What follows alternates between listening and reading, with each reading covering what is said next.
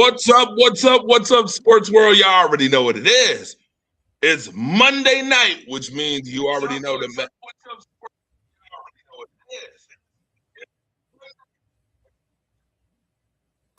You heard that double up? That means that radio is rocking. That means the show is clicking. Because it's madness time. It's madness. Monday night, late night madness. Y'all already know what it is. I'm Andre the Torch Robinson, the fire starter in the building with my guy. First and foremost, I got to start off this joint by introducing my guy from Atlanta, Georgia, hailing from the same city as Goldberg. Hailing from the same city as the Atlanta Hawk. Hailing from the same city as T.I. himself, hailing from the same city as Ludacris. My guy Ron Thomas, what's good? What's up, my guy? What's good, my G? Shout out to my guys from the 7162 as well. Got to shout out my guy Andy Johnson is in the building. Of course I am. I'm always here.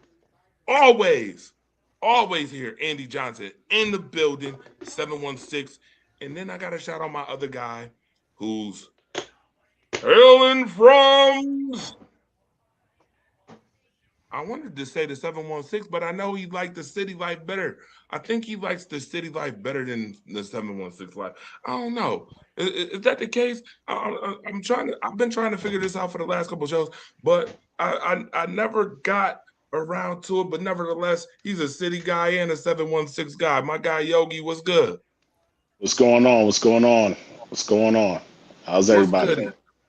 What's goody, fam? What's goody? What's goody? Ron, they said with them food stamps, they got DoorDash. Yo, YouTube acting up already. Said that they got the DoorDash in front of the door. Come get it. Said, come get it. YouTube be acting up already early. Talking about acting up, you already know this is the show of madness. We got a nice show for y'all today. We will be starting off the show again talking about the NFL drafts. I'm gonna get some perspective from each one of these guys about their team, what they draft, how they draft was, what the grade is. We'll talk free agency. We got the tracker. Obviously, we'll talk about where some of these free agents should go. Where should some of these free agents go? And will they help your pathetic, sorry-ass teams get to where y'all need to go? We'll talk about that. We'll also talk a little NBA. You know, it was a little drama last night in the NBA. Drama? It was a little drama, you know, and they call that drama now. We're going to talk about that. We'll talk about the Buffalo Sabres as well. You know, tomorrow night's a big night in the 716. Everyone in the 716 need to be outside. And I mean Cardi B outside tomorrow for the 716 for sure. We'll talk about that and, you know, a whole lot more. Comments, questions, make sure you put them in the comment section. We love to read, hear your thoughts as well. All right. In the next couple of weeks, I'm going to be bringing the call line back as well in the next couple of weeks. So we'll get the call line back on here on schedule as well. But nevertheless, man, let's get to it. I want to start off by asking Yogi. Yogi, how did you feel about your draft? The NFL draft, the Baltimore Ravens. You're a Ravens guy. How did you feel they did? Give them a grade, and we just gonna respectfully go right around the panel and talk the draft. All right. So, a couple of things. I was happy that we didn't. Well, let me not say happy. Zion Young. Hopefully, it'll be a good pickup for us. Vega was obvious. I like that. That was a great pickup. Jacoby Lane from USC. I'm kind of like, I don't know. I don't want to drop a receiver because Lamar Jackson ain't gonna throw the damn ball anyway, so it ain't gonna make a difference. But I like the guy. Get this name, Adam Randall. converted receiver that ended up being a running back. Handpicked by the owner. So I guess he was at a game or something. I don't know what happened, but he checked him out and realized that he was a good fit. So he actually requested that pick in the 5th round. So we'll see what happens there. He's a good size, 6'3" or 6'2", 230. And I usually draft, unlike Bean, I trust the Costa them to do their job and actually find good players for us. So altogether, I give our grade a B+ or B. We didn't address a safety. Hopefully we'll find one. I think Vega will end up being moved around because the one thing about us, we like linemen that play multiple positions. I'm really mad that the Browns actually went ahead of us. I was hoping Stefan Fano from I forgot what team it was. I don't know if that's USC or what, but he plays offensive tackle. And he's probably the best tackle out the draft, but he plays multiple positions. He can play guard and can play tackle. So I was mad the Browns jumped ahead of us and grabbed them. So other than that, I liked our draft. I want to say it was like a B or B+.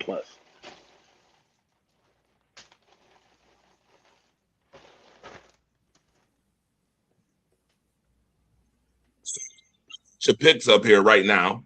I got some of your picks. I don't know if you could. I'm sure you can see this right here. No, I can see him. I can see him. I can see him. Here. First, second, third, fourth round. I got all the picks here. Your offensive guard that you got from Penn State, Zion Young that you got from Missouri in the 2nd round. You also got Jacoby Lane in the 3rd round, the big body wide receiver from USC. 4th round, you got Omar Cooper Jr.'s teammate, partner, Elijah from Indiana. Yeah, one of them, I think it's Jacoby Lane. Who led the FBS in touchdown catches, by the way, in 2025. No. So listen, you got a tight end from SMU. You got a corner in the 5th round in Chandler Rivers. You also got another tight end from Alabama, Josh C from Alabama. You went and got a running back later in that 5th round too. Like the next pick, you got a running back from Clemson. Yeah, that's what we spoke on. Hunter from Michigan State and a defensive tackle from Michigan in the 7th round and a guard from Northwestern in the 7th round. So you guys had 11 picks. You guys had 11 picks in this draft. My question to you real quick before we get on to Ron's draft is, which picks do you think will have an immediate impact? Okay, you hear me, right? I just want to make sure everybody hears me. Y'all don't hear me? Yeah, we hear you. Okay. I just want to make sure. Obviously it's Vega from Penn State. I want to say Zion, but I don't think he's ready yet to be a 3-down starter. I don't know if he's ready for that yet. I forgot his name already. The guy we drafted last year, Mike Green. Hopefully he had a great 2nd year because he's still trying to learn himself the 1st year. The good thing about that is we got Trey Henderson, so hopefully those guys can learn from him. I would have said Kane, but the problem with Kane is he can't beat press. So, he gets jammed up. He catches a lot of possessions like deep balls and jump balls, but he can't beat press coverage to save his ass. So he got to work on that. But obviously Vega's going to be a starter. Pretty much I think it's going to be him. Everybody else, I think this all they got to develop. I want to say that guy let me look at that name one more time. From Duke. I'll get his name right quick. Okay. Rivers. He might start as a nickel. I don't know. Because we might move Humphrey back outside. So He might end up being a starter. I don't know, but he's small though. I think he's like 5'9", 5'10". So he doesn't have a lot of size, but he has a lot of technique. So we'll see what happens though. I don't like short corners, so it's only good thing with our tight ends is we got Andrew, so hopefully they'll learn from them, and hopefully that works out. I'm trying to. The crazy thing, the guy that was runner up for Heisman, forgot his name, but good quarterback. Yeah, he was a quarterback. We invited him to our camp. We'll see what happens. You talking about Diego? Yeah, Diego. I like Snoop, but if he can ball though, I'm pretty sure they'll walk away from Snoop. He's the ball, but they say. Well, no, they say he's too short. He's not athletic. Right. A couple of things, but we invited him to camp, so we'll see. We could use another backup because Lamar will get hurt, and once he gets hurt, we're gonna have to figure it out. So he remind me of Drew Brees. Yeah, but they also say he was Johnny Manziel was his mentor. So that raised a whole bunch of red flags. I didn't know about that shit. He remind me of Drew Brees. Real talk. Yeah, that's why I'm just kind of like, Drew Brees was real good when he got with the Saints. So hopefully, Yeah, altogether, like I said, I'll definitely, I think we did good in our draft. We always get high grades on our draft, which I don't think we should always get high grades because motherfuckers just look at the Ravens and be like, oh, we draft well. And I'm really paying attention. And it's like, we do okay in later rounds. Our first rounds, we can't get a lineman, an edge to save our ass. We've been trying to draft edges for the past couple of years, and that shit has not worked out. Except for Oweh. And Oweh, he kind of, he stole $100 million from Washington. So,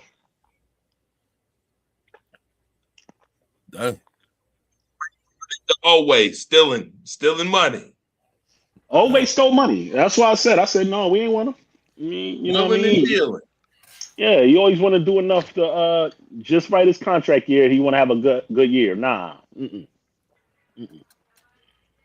That's some clowny shit. Clowny do that shit. I hate that shit too.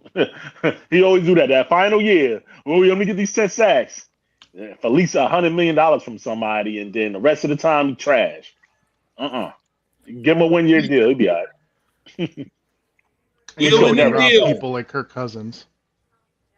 Yeah, he a big thief, but it is what it is. He's got to be the biggest thief in history. He's a super villain. Yeah. He's a super despicable me ass super villain. He is. All right, Ron, your turn. Talk about your draft. I like the AJ Terrell brother drafting. But I give us a B+, and the reason I say this, I wanted one of the top 10s, D tackles, nose tackles. Zachariah Branch. I like that pick up from Georgia, from the draft. I love the linebacker / safety from Oklahoma, I think. And I like the other linebacker from LSU. But yeah, I want a top 10 D tackle this year. So the rest of them, yeah, okay. So Ron, you got Avion Terrell from Clemson. So the Terrell brothers is reunited in Atlanta. Avion, they said, adds speed, playmaking instincts, versatility to the secondary. He could play outside opposite of his brother. And it's considered a top flight corner prospect. The only reason he fell in the draft because he got injured. So Ron, I did some digging. Mm-hmm. And they said Joe man Avion Terrell gonna be working top flight security. Pretty much. Yo, and the fact that he said pretty much, pretty much. Yo, he gonna be. I'm not gonna lie to you. He gonna be top flight watching the haircuts getting done, because Atlanta got the new thing now where they like to do haircuts in their stadiums and arenas. Yeah. Well, they got the haircut. They got the haircuts in the strip club too. Shoot, man, we need to go over there. Yo, I'm just. They got the lemon pepper wings. Yo, hold on. They got the lemon pepper wings. They team get lined up, and you can get lined up right with them. And they got Chick-fil-A. And we got Chick-fil-A in that thing. So hey, only Chick-fil-A open on a Sunday is amazing. You get Chick-fil-A open on a Sunday is amazing. God bless God bless that stadium. God bless. That's the only good thing they got over there. No, stop it. But other than that, I give us a B+. I wanted a top 10 D tackle. And the person I wanted, he got signed by the Cardinals.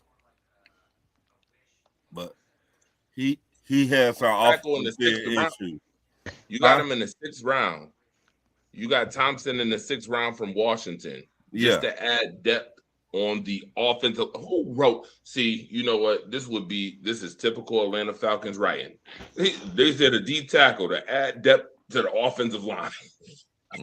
I know, right? That was I was not even reading that. This is typical work. Ron, what's up with your school system told you this is your fault. Ron, this is your fault. How is my fault? This up. You should have been the one supervising and writing this up. You see this, Yogi? Do you see this? I see that bullshit. Yeah, I see it. I'm just like, what's going on here? Okay, what was the school system? Baltimore? Oh, wow. No. Or Atlanta? No, we not in this conversation. I mean, we ain't got no. Listen, we ain't got no. Y'all misspelling y'all shit down there. They ain't got nothing to do with us. Y'all got worried about getting stabbed in the classroom and stuff. Oh, stop this mess, man. I'm not doing this. You let Kirk Cousins steal y'all money. Yo, he stole y'all. Man, stop it. And Lamar Jackson stole y'all because he had not been on the field either. That man is a 2-time MVP, man. And that man, I guarantee that man did the quick ball against Baltimore. Have to give that man did the quick ball against the Bills and Chick-fil-A to get Lamar Jackson. That man did the quick ball. Stop Andre, have you seen somebody get hit so hard they said, "Hey, time out, I gotta go to the restroom"? I had Lamar Jackson. That ain't never that guy. Please, Andre, do not co-sign that bullshit. That never happened. Yes, he had. Okay. Y'all two, go ahead. Tell me. I'm not going back and forth. Man, his team's Atlanta Falcons. I'm never going back and forth with anybody that's Atlanta Falcons. I'm never going back and forth. Don't you try to get views. Listen, you already getting your views. You don't need me to get no more views, dog. Well, you getting your views already. Y'all need all the views. Listen, Firestarter, you sit in front row at the Sabres games. You don't need you a star already. You don't need me to wake it up. You got it, bro. Wait a minute. We let you talk, so let me talk. Go ahead, go talk. Man. I'm not gonna say nothing. You got it. I ain't gonna say nothing. You got it. In fact, that Lamar Jackson trying to get another paycheck, and if he don't get it, he asking for a trade. Now, my question to you: should he get a new paycheck and y'all defense still ranked 29th, or will you split the money up to try and fix that old defense? And about time you got number 1 wide receiver, because Zay Flowers, he might be in the hospital. Too soon? Andre, next question, man. I don't even know what this motherfucker talking about. Man. You talking some bullshit. I'm not going back. Go ahead, man. You talking some bullshit. I don't know what I'm talking facts. Yeah, Andy Johnson. We're gonna push this over to Andy Johnson. Andy, what's going on? I know you've been sitting here watching the madness for the last couple minutes. Atlanta versus Baltimore. I swear it sounds like Love and Hip Hop Atlanta versus Baltimore right now. By the way, if you Yo, and anybody, he's Mama D, bro. Knock it off. This nigga Mama D, man. What the hell? What the fuck is this? Do y'all even got any rappers coming from Baltimore? He's Mama D. He's Mama D. Do y'all got any rappers coming from Baltimore? You just chatting. He's Mama D. You just chatting to be chatting. Ron, Andy, listen, please go to Andy. Andy, you got it. Go ahead, Andy. Yeah, listen, you leave T.I. Senior alone before he makes a phone call, okay? Yeah, no goddamn. He'll be ratting like the rest of the Ratlanta down there, man. I'm done. I ain't even trying to do this shit. All them telling ass niggas down there. They don't telling. Oh, freaking telling. Goddamn. Y'all just killing motherfuckers in Baltimore. Oh, Andy, yeah, let's get to your draft. Let's get to I have a couple of questions. Yes, I have a couple of questions. Go ahead, Andy.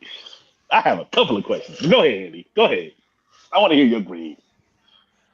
I think it's a C+, B-. I mean, listen, It wasn't the worst. It definitely wasn't the best.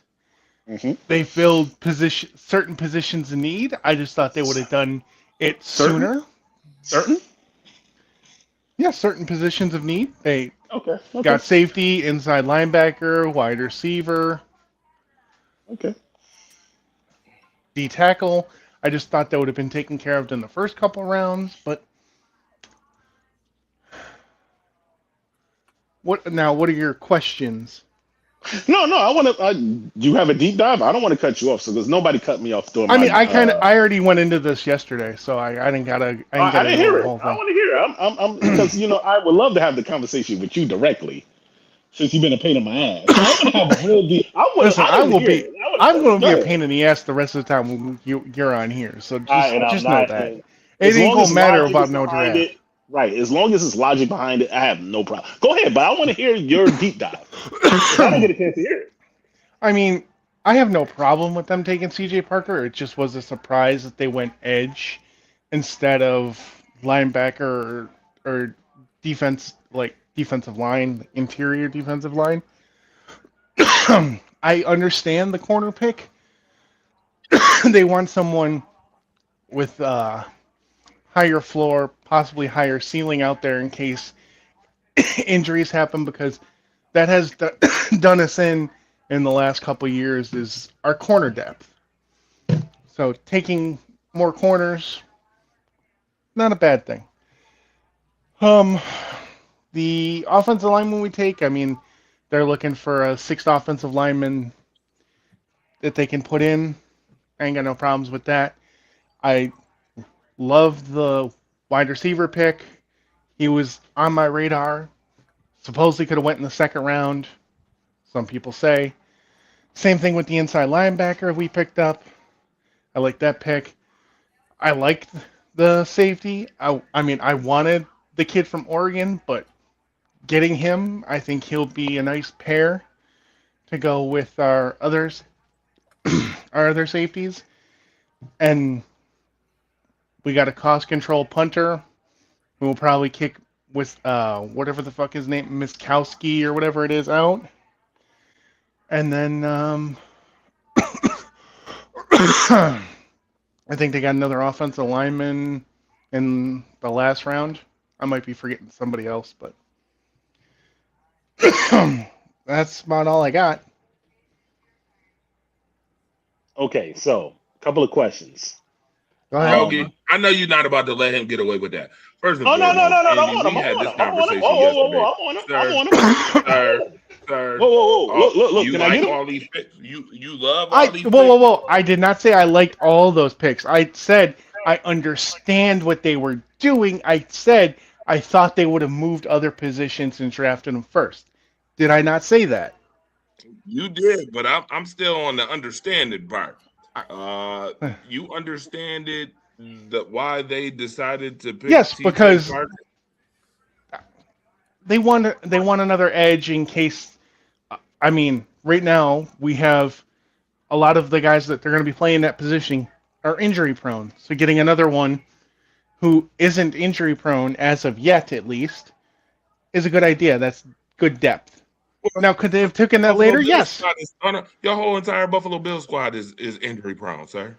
Wait, Andre. Wait. I got something to say because I had a question. You kind of cut me off. I had a question. I don't want to cut you off, Yogi, but Andy know why I'm picking with him right now with this. He knows exactly why I'm picking at him for this. But you know what? I'm gonna let you go ahead and answer the question, ask the questions, and then I'm gonna revisit this. Like I said, I said C plus B minus. It's not like I gave them an A. Wait a minute, you said B minus.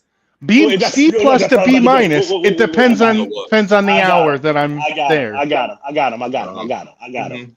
Because you do know. So Andy, question: do you grade on a curve? I'm confused because how the fuck you get a B plus C minus? I have a lot of friends that are Bills fans, and they hate this draft. They hated this draft. So most fans, if you don't take somebody that they like, they'll say the draft is a failure. I mean, no. They're saying, first of all, hold on, I'm looking at this. Now, I was doing a little bit of research. Roll us back up, Andre, to the first round, second round, third round picks. They were saying that second round corner, he's grabby, very grabby. They so said are most corners in the NFL. Oh, not as bad as him. I heard he's real bad. I'm talking. Listen, shout out to my man D. Shout out to my man Carl. We're having a group chat. Listen, he cut his defensive holding penalties completely in half this past year. All he has to do is keep working on it. Okay, all right. So, but they said T.J. Parker wasn't even high. He didn't have a high grade. They had a second round. Most people that I saw had a second round grade on him, and that's where he went. I think there's people that could have been taken over him. Yes, I agree with that. I mean, I wanted Caden McDonald. So wait. So there's a D tackle that was out there that everybody was looking for. I don't know if he went. He ended up going to Houston. 2 picks later, which to my understanding, y'all going to a 3-4, which means you need a big nose tackle. That's what we call a big early. You ain't having a big early. So in Denver, they don't have a big nose tackle. They run odd fronts, and they run a different way of a 3-4. It's an odd man front, but they don't have a big nose tackle, just 2 gapping. Okay, but in Denver, and that's where our defensive coordinator is coming from. So I'm assuming that's what he's gonna. That's where he's gonna take from. Okay, because I mean, to my understanding as well, you don't have depth at D tackle.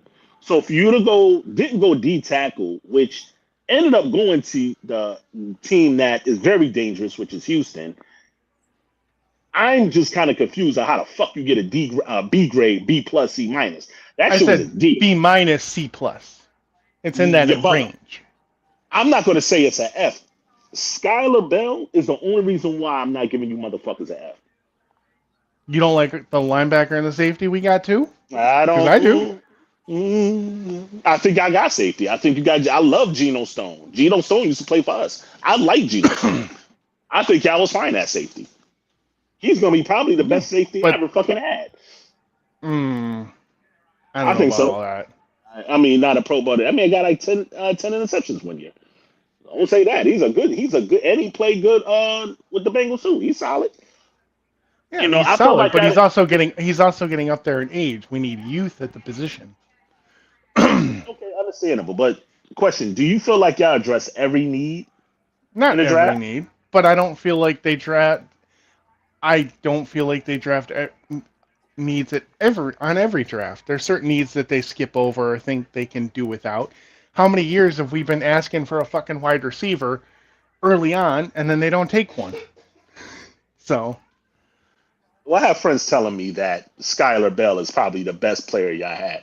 But the bigger issue for me is, which they say that Bean gets his picks right later on in the 3rd, 4th rounds. That's bad. Like, it's good to get them late, but the 1st round, 2nd round picks is supposed to be slam dunks. You somehow trust me. I understand, and I've said that Brandon Beane should be fired. I have said that. Okay. Trust me. I'm not like, oh, Brandon Beane did amazing. I think he did all right. It's not the worst. It's not the best. I don't That's where I'm at with it. Right. But honestly, compared to what go some of these other fucking GMs doing, like the Rams GM, Jacksonville, Minnesota.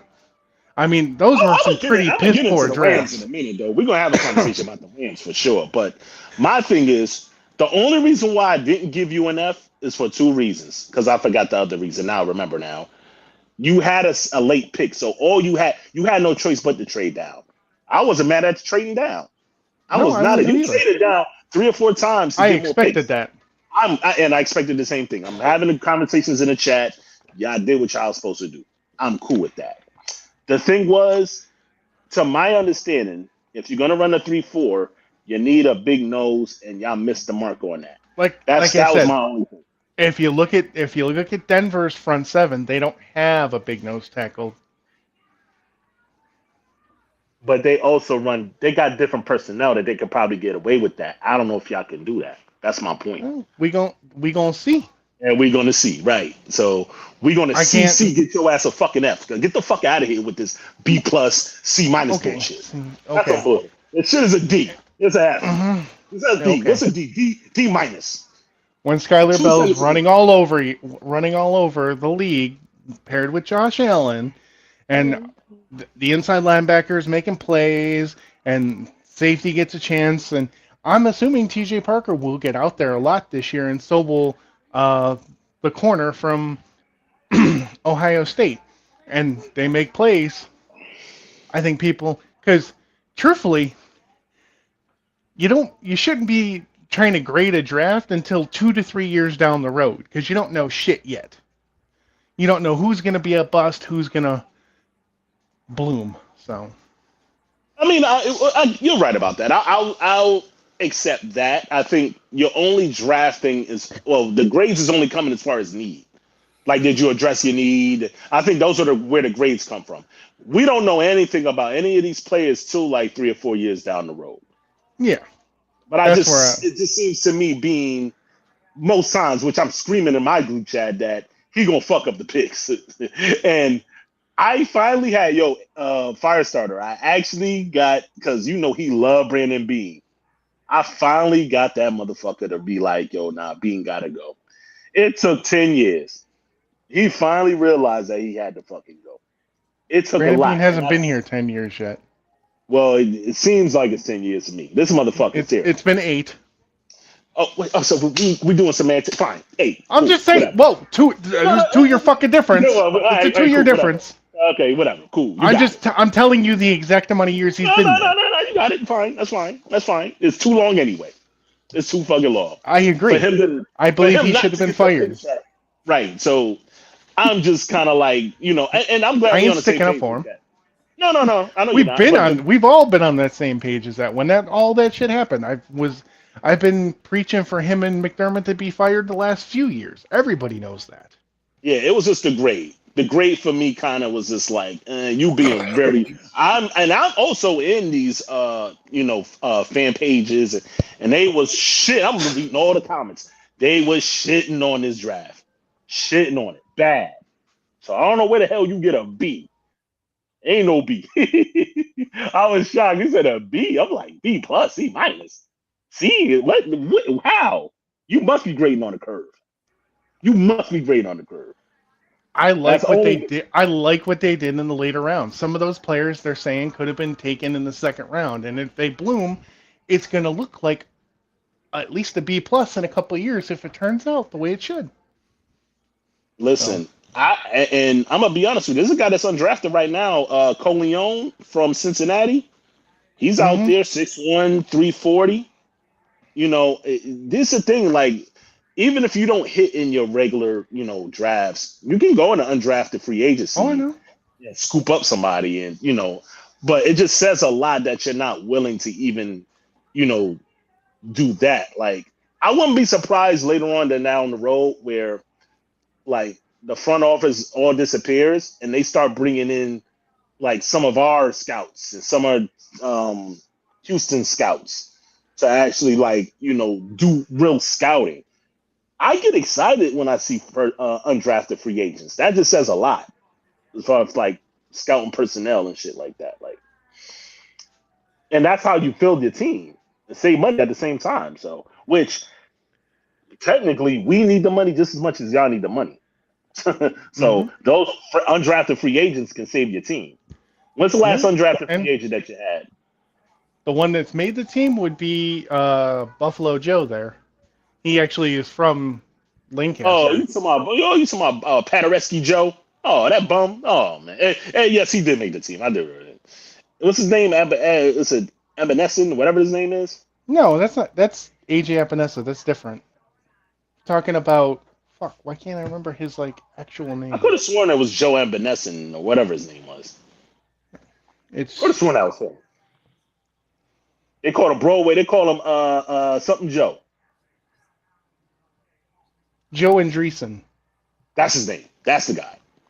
Yeah, he was undrafted. He's made the team the last couple of years. So okay, those are the guys you need to start doing more of that. That's my point. Plus, we're also bringing in former third-round pick. What's his name from Alabama there? The problem child a couple years ago. The wide receiver? Burton? Jermaine Burton? Mm-hmm. You don't remember when all the receivers came out the last couple of years? He was the one that he went into the stands and beat the shit out of a person in the crowd. Mm-hmm. That's fine. You need more toughness. Fine. Bring him in. You need more toughness. If he's gotten his shit together, they said he has, top talent as a receiver. So if he gets his off the field shit together, might turn into something there. Could be a steal pickup there. Now, obviously, we don't know until it happens, but possibility. So is there anybody besides Bell that you like in this draft? I like the linebacker and the safety that we picked up. They were good. I really like those. I wanted them to get a punter. They picked the different one than the one I wanted, but I don't know. As long as they get a cost control punter, I'm really not gonna argue about that. Might be taking a kicker next year. We'll see what happens though. I mean, I don't necessarily hate any of the picks. I think they could have went in other places when they were drafted. Well, you didn't have a first. You kind of had a first round. You just traded down to get more picks. I was cool with the move down. So yeah, I was too. I figured that was coming. Yeah, I was good with that. It says the Ravens that we trade down damn near every freaking year. This is probably the highest pick we done had in like 6-7 years. So having 14, I would hope to trade down, but it is what it is. But other than that, yeah, I was ready to flame y'all asses up, but I wasn't surprised that y'all fucked up the picks, though. I wasn't surprised. And trust me, you're the only one that gave that grade. That's why I was just baffled. ESPN has it as an A. Who has it as an A? Who? ESPN has it as an A. They have us and the Chiefs as an A, you guys as a B plus, and some of the people that I think had great drafts weren't even in the top 10. So. But Mel Kiper's an idiot sometimes, though, too, because didn't he have this guy going up? I'm talking about, wait. I'm talking about in fan bases, though. Now, fine. If somebody said that's an A, then who am I? I got to look at that. I got to really look at that because I don't see it. Mel Kiper is sometimes an idiot. He's from Baltimore, too, but he could be an idiot sometimes. So they're not good.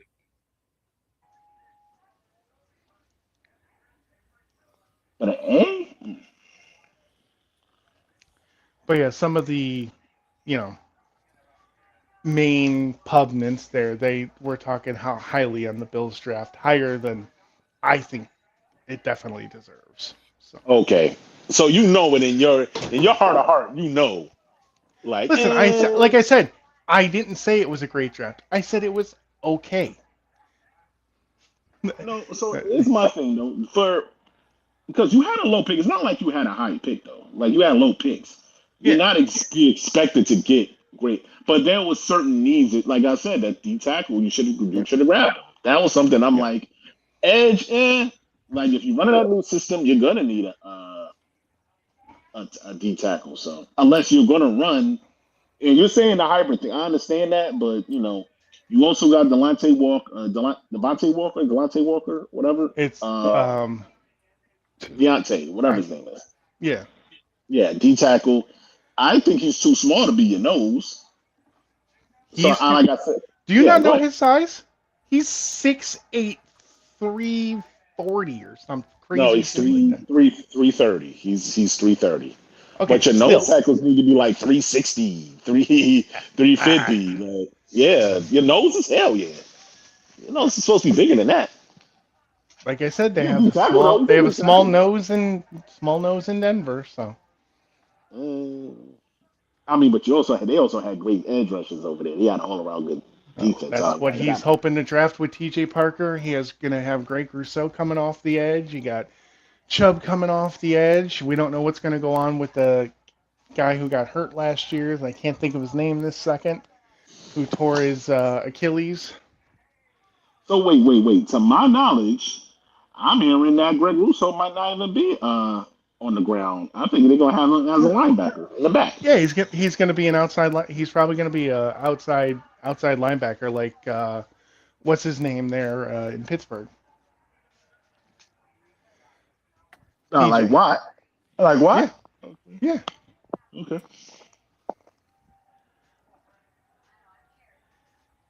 That's what I was hearing. So. Like I said, I'm trying to argue guys off the ledge, but everybody was like,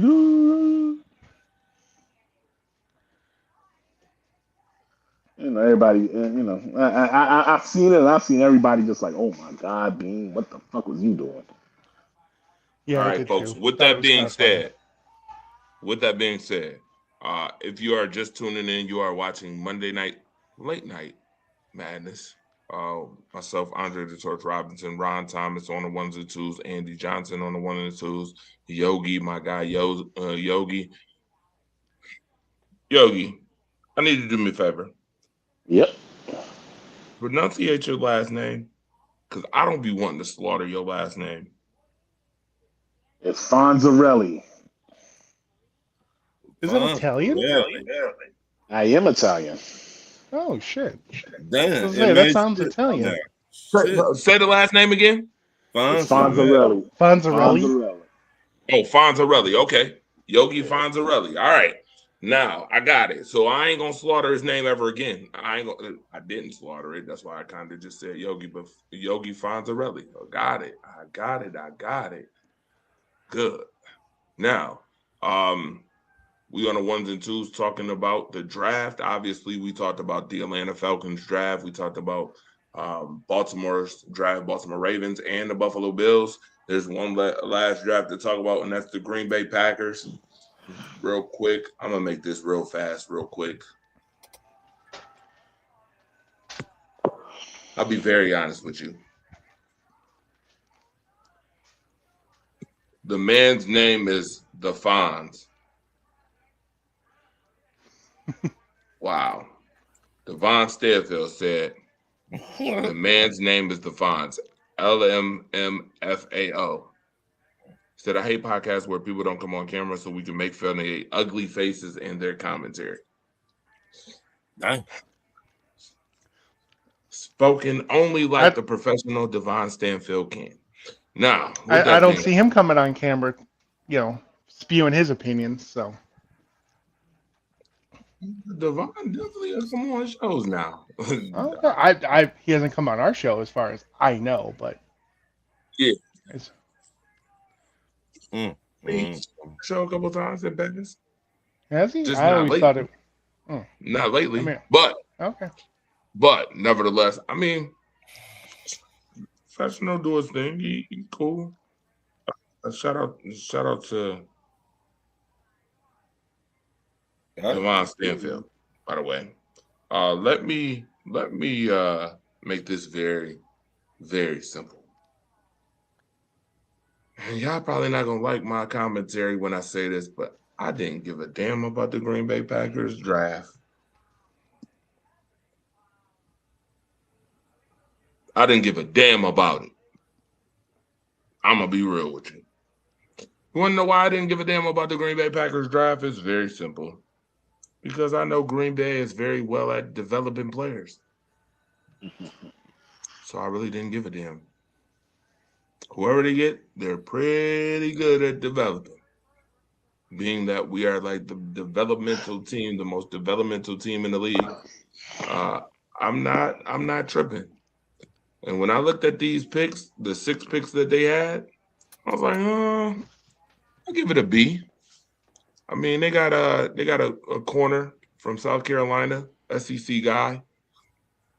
No, when you draft, and I'm gonna say this again, when you draft in the first and second round, I need you to make sure that the players you get have played sound, meaningful football.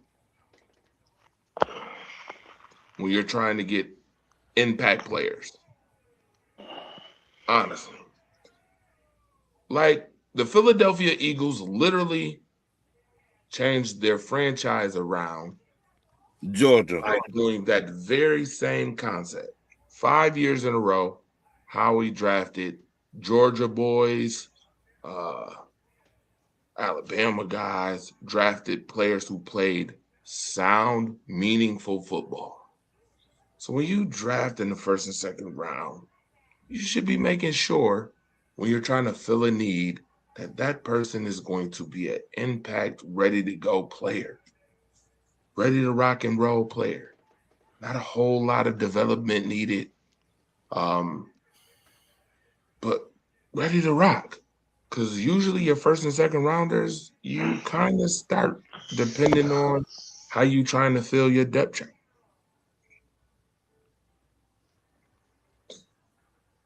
So this is why I was a little annoyed with Buffalo's pick, because Buffalo knew that they needed interior nose tackle. I mean, they needed interior linebacker position. They needed that field. He said Paderewski Joe, which is hilarious, by the way. Man, the Paderewski Center used to be jumping, Yogi. I'm be talking about the Paderewski Center. Paderewski Joe, goddamn bum. Go ahead, go ahead. I'm from over there. All right, go ahead. Secondly, they needed a nose tackle. Deion Walker is too tall.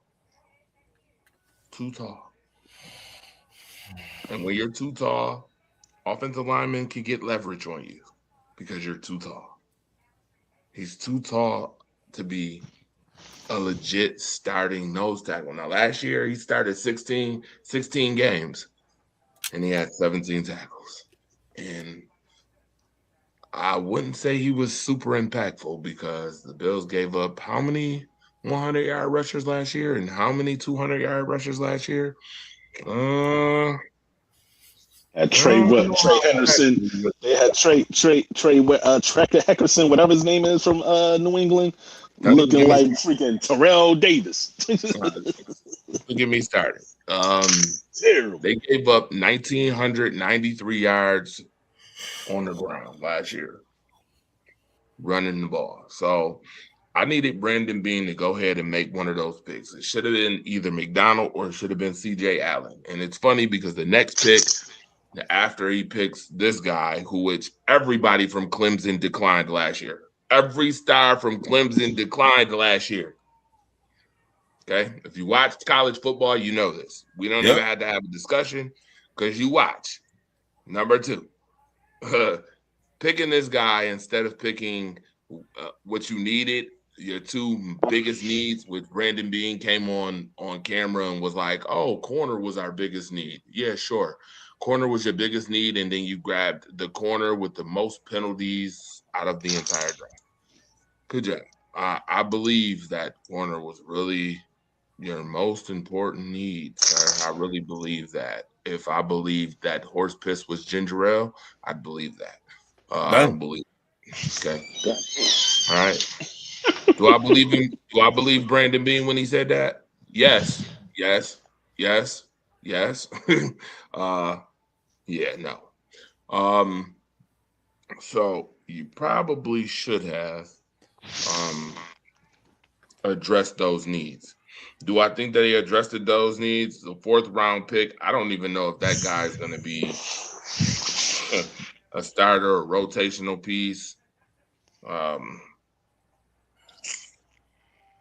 I didn't see a lot of impact. I'm gonna be honest with you, and I'm not trying to be rude or malicious, but Skylar Bell has some side to him, especially if he clears up his drops issue, because he does drop the ball a few times, which got to clear that up, the drops issue.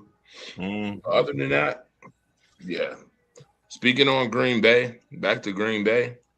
I mean, to me, all these players are developmental players. All of them. You got a corner from Alabama, a corner from South Carolina, a D tackle from Missouri, an edge. Penn State does really well with edge rushers. We know that, obviously. Probably one of these.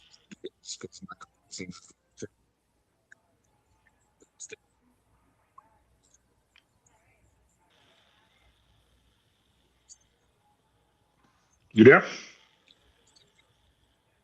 His volume just cut out. Yeah, he's talking more bullshit. That's what happened.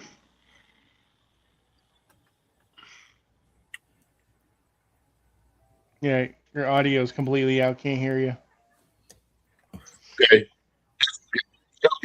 Listen, don't you start your shit. See, I was being real. You heard that. Okay, so you heard that. I thought we was gonna have a whole show where we was gonna just be fine and dandy, but here you go. You just had to. You know that shit was gonna happen like that. You know it wasn't gonna happen like that. I know it was once a show. Once a show, you got to do that. I'll try again another time. Yeah, all developmental players. I didn't really care. You could give them a C if you want to for the draft. I mean, I'm fine with a C. None of the picks was bad. None of the picks were great. They're all developmental guys. They drafted a slower Tre'Davious White at corner. Yeah, he's not even going to be as good as Kyer Elam. Yeah, see again. We talking about Buffalo. Yeah, yep. Okay, of course. All Buffalo's picks were glow in the dark. Wear glow in the dark underwear. I cannot. Devon Stanfield, dude. I keep telling you, you got to take your comedic route on the road. This dude is hilarious. I love people making fun of my crooked teeth and big ears, which are excuse. Crazy. Skylar Bell literally is the only pick I believe in. He was essentially a one-man offense. He ran the entire pass. Yeah, they did. UConn ran the entire passing game through him. Teams only game planned for him, and they still couldn't stop him. So he's literally the only pick I'm excited about. The rest were either defense or Bubba Dub trash. That's Devon Stanfield. All right. So with that being said, Green Bay Packers. All right. Well, you didn't have a first round pick though, so you know what I mean. You didn't have a first round pick, so I'm accepting those things. Like that's fine. You didn't have a first round pick. Okay, but yeah. I would think you trading down, but you didn't have a first round pick, so yeah, I didn't. Yep. All right. So, getting to our next segment of the show, we want to talk about NFL free agents. Free agents. Where should these unsigned free agents go? Now, obviously, the first page, you see a couple already. that's signed, tagged, re-signed, obviously. But we're gonna talk about specifically the ones that are in red that say unsigned. So obviously, Stephon Diggs is on the top of the chart for unsigned free agents. You guys talk about where they should go. Well, Where he should go. Stephon Diggs, he got too much going on outside of football, so he might want to sit out. He's gonna sign in the prison league. Don't do that. He can still play. Or he might go. Bill fans are salty. He can still play, but no. The way he keeps getting his ass in trouble, that's more what has nothing to do with it. His skill on the field is, you can't say anything about. It's his off the field shit is where the problem is. I've seen Lawrence Taylor do crack and be different on the time. field. That's a different time, bro. I've seen Brett Favre steal food stamps. He on the field. He wasn't on the field when he stole the food stamps. Dante Stallworth ran somebody over. This And Ray Lewis, you played. And Ray Lewis got locked up. Allegedly. That was 20-some years ago. Allegedly. My thing is, as long as you can play, they're gonna find it. Antonio Brown did all types of dumb shit. You telling me like Diggs ain't do nothing crazy to the point where he should be out the league. Any team that really needs a receiver, they should look at him. He still has production. I would like to see that. I don't think it's gonna work because the moment he cries for the ball, they're not gonna have it. I mean, y'all known for getting older wide receiver. He should. I would love to have him, but I just have a feeling that he's gonna cry for the ball, and the moment he don't get the ball, he's gonna fucking turn up in the locker room. We just don't need that. Plus, Lamar ain't gonna throw the motherfucker the ball anyway. I've been said that. So it is what it is. I'm gonna look at your list. Let me see your list here.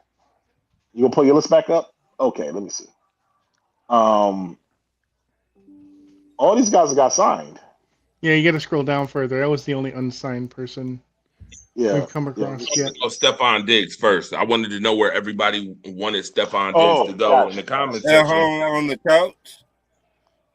Honestly, though, well, I was gonna say the Patriots, but they about to get AJ Brown, so that's not even about to happen. Don't make no sense to go there. Or go back, it don't make sense. Stephon Diggs could be doing the same thing Tyreek Hill does, sitting on the couch. I can see him. Miami would make sense. They got a ton of money. You guys are brutal. No, they don't. Miami has no money. What do you mean? Miami got a whole bunch of. What are you talking about? Miami got a whole bunch of. They're paying $150 million to players that aren't even on their team anymore. Diggs can get. He can probably. He's going to take the league minimum or whatever. He's not going to get big money. I'm sure, but I'm just saying they don't have money. I could have sworn they had money. No. How much money do Washington got? And they got a ton. They got a ton. How much, Andre? $6 million. I can't hear you. In cap space. 60 million in cap space? 56 million. Okay. Well, that needs to sign Stephon Diggs. I can see San Fran. I don't see San Fran because they got a knucklehead over there. Nah, Ayuk, they're trying to trade him unless they're going to just cut him all together. But they're trying to get rid of him too, though. So it's too late now. They said they tried that. Trade. No, they're trying. So they're trying to get something for him, but they can cut him all together because he ain't been reporting to camp at all. So right. So you might well what 6th round pick. I like Brandon Ayuk. I mean, but I don't know what type of person I'm getting over there. I don't know what type of person I'm getting. Right. So it don't make sense with Brandon Ayuk. That's what I'm saying. You might well trade him for a 6th round pick and call it a day. Though you will not get no high draft pick from No, him. I hear you on that, but who's gonna want to take him? Everybody's thinking like I'm thinking. This motherfucker's a nutcase. We don't want no part of him on it But because we can't figure it out over there. Then why we want him? Wait a minute. What I'm saying, they've been having problems with wide receivers over there. It just might be that franchise. It could be. Because they had problem with Debo. They had problem with him. And they're having problem with Jennings. The other wide receiver got the messed up hair color.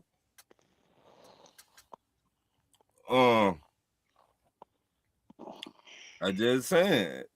I don't think having problems. I don't think it makes sense to do that though. Just you might be if giving a 6th round pick for him when you could probably get him for free if you wait. Right. It's two completely different things, but right. I don't think on that. I don't think it makes sense to even let's see what he got. And isn't he still on injury or something like that? Wasn't he still hurt? I don't really know if he's still hurt right now. I just think he more, get me the fuck out of here than hurt. You see what I'm saying? That's what I think.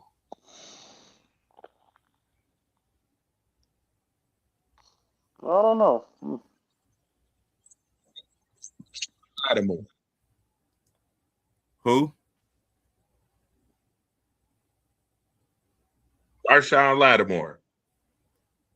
Paper or plastic? I cannot. Are brutal. In the truth, how many times that man y'all beat like he stole something in the past 2 years? He stole money from Washington. He was never the same with the Saints. So, yeah, Walmart, paper or plastic.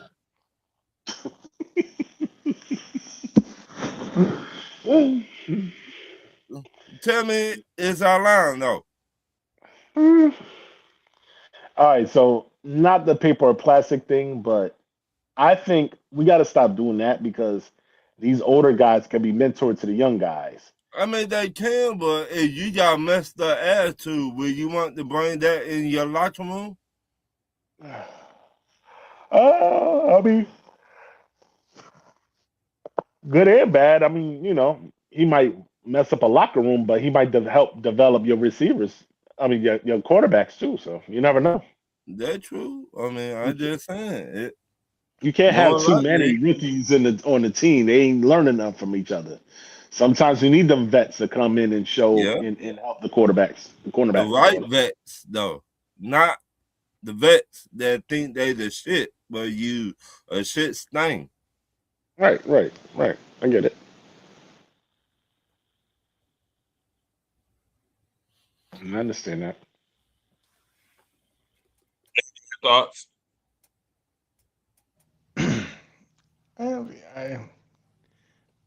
He probably go somewhere cheap, like I said, be a mentor, or could be end up on the couch. Depends on his attitude. I think the NFL trying to get younger to save money. That's what I think. So if you're an older player and you have not been doing your job, they're gonna get rid of you and bring in somebody that will do it cheaper.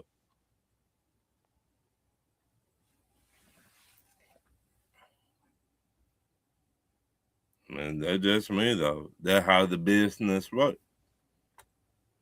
I understand that.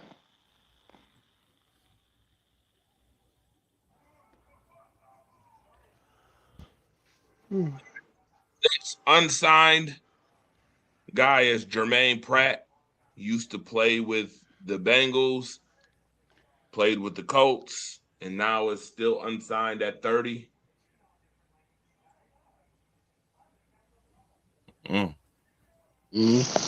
He could go overseas, play flag football. Rob, with you today. What's going on with you? You are extra brutal.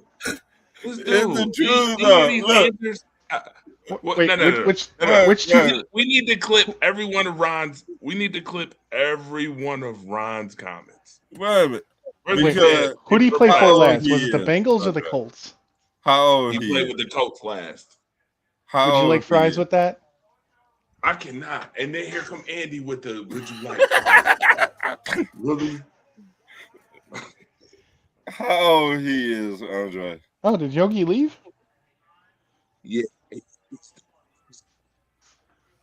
Oh shit. Andre, how old this man is? Do it, got quiet. Can't I can't hear you. hear you, Flag Andre. football. He said paper or plastic, flag football, What? cross Overseas. And would you Overseas? like fries? And would you like fries with that? Would you What? like fries with that? You guys. I mean, you know, all people, when you get older and you cannot move like you used to, the NFL gonna see you on the couch. Let's say I'm You're old. cut. You cut it in Cutting and out out, again. Andre. I can't. So Ron, I was saying, are you trying to say I'm old? No, I almost thought you were trying to say I was old. no, I said this player. You said he like Man. 30 years old. Mm-hmm. So they gonna see you out of the door, and somebody else gonna come in like a rookie, gonna take your job. I can't hear Ron.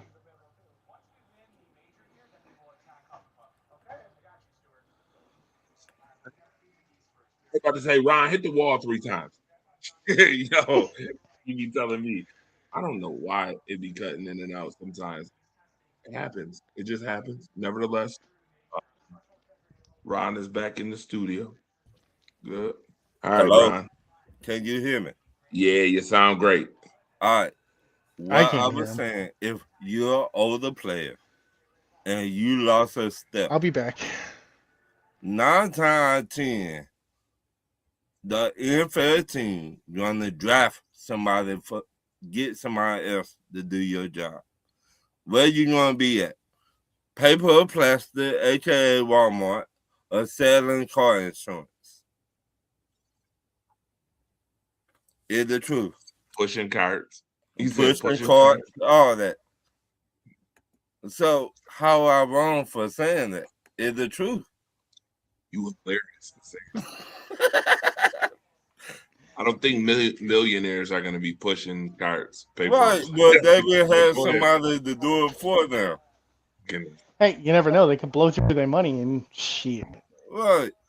Too. They could. You're right. So, all right. So since we are on the consensus that Pratt will be paper or plastic somehow, right, or pushing carts somewhere, let's talk about Jadeveon Clowney. I thought he signed with Dallas last year or the year before. Yeah, but he only signs 1-year contracts. Yeah, time for him to go. Tired looking at him. You're another one be stealing money. Yeah, he got famous. Retire. He got famous after that one hit on Michigan running back. Yep. One clip. One clip. Got drafted by the Texans. And after that, did not do nothing else.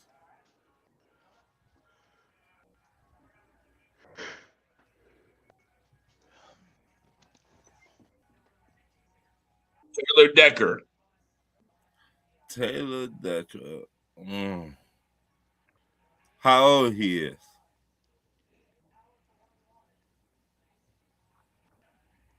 Let's say it right there. 32. Yeah. He's probably retiring. Yeah, he might retire too. The NFL stand for not for long. I mean, I did keep it 100 with everybody.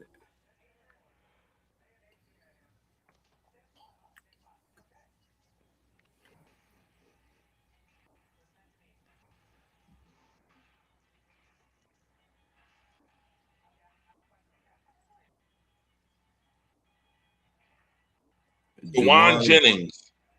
I could see him resigning somewhere after. I could see him resigning somewhere after training camp.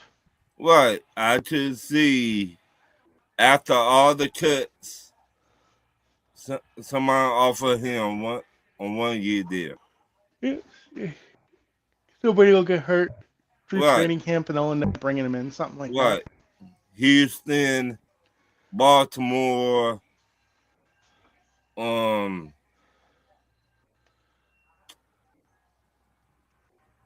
Washington. Just anybody get hurt, you know. Yeah. Not that we're asking for it, but we know it happens. What? Saying that the Miami Dolphins is showing interest in Juwan Jennings right now. They could use him. Yeah, they need wide receivers. Tennessee needs wide receivers too, and he grew up in Tennessee. Well, that'd be a perfect place for him to go. I could see that because that new head coach. I could see that a 1 year deal. Maybe 10 million or the 8 million. The Vikings are also interested, supposedly. They got the wide receivers over there now, and they're not doing nothing. Why you gonna bring in somebody else that will not do nothing? True. They need a quarterback to me.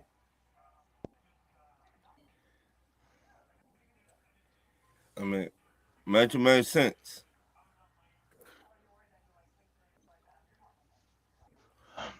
Really?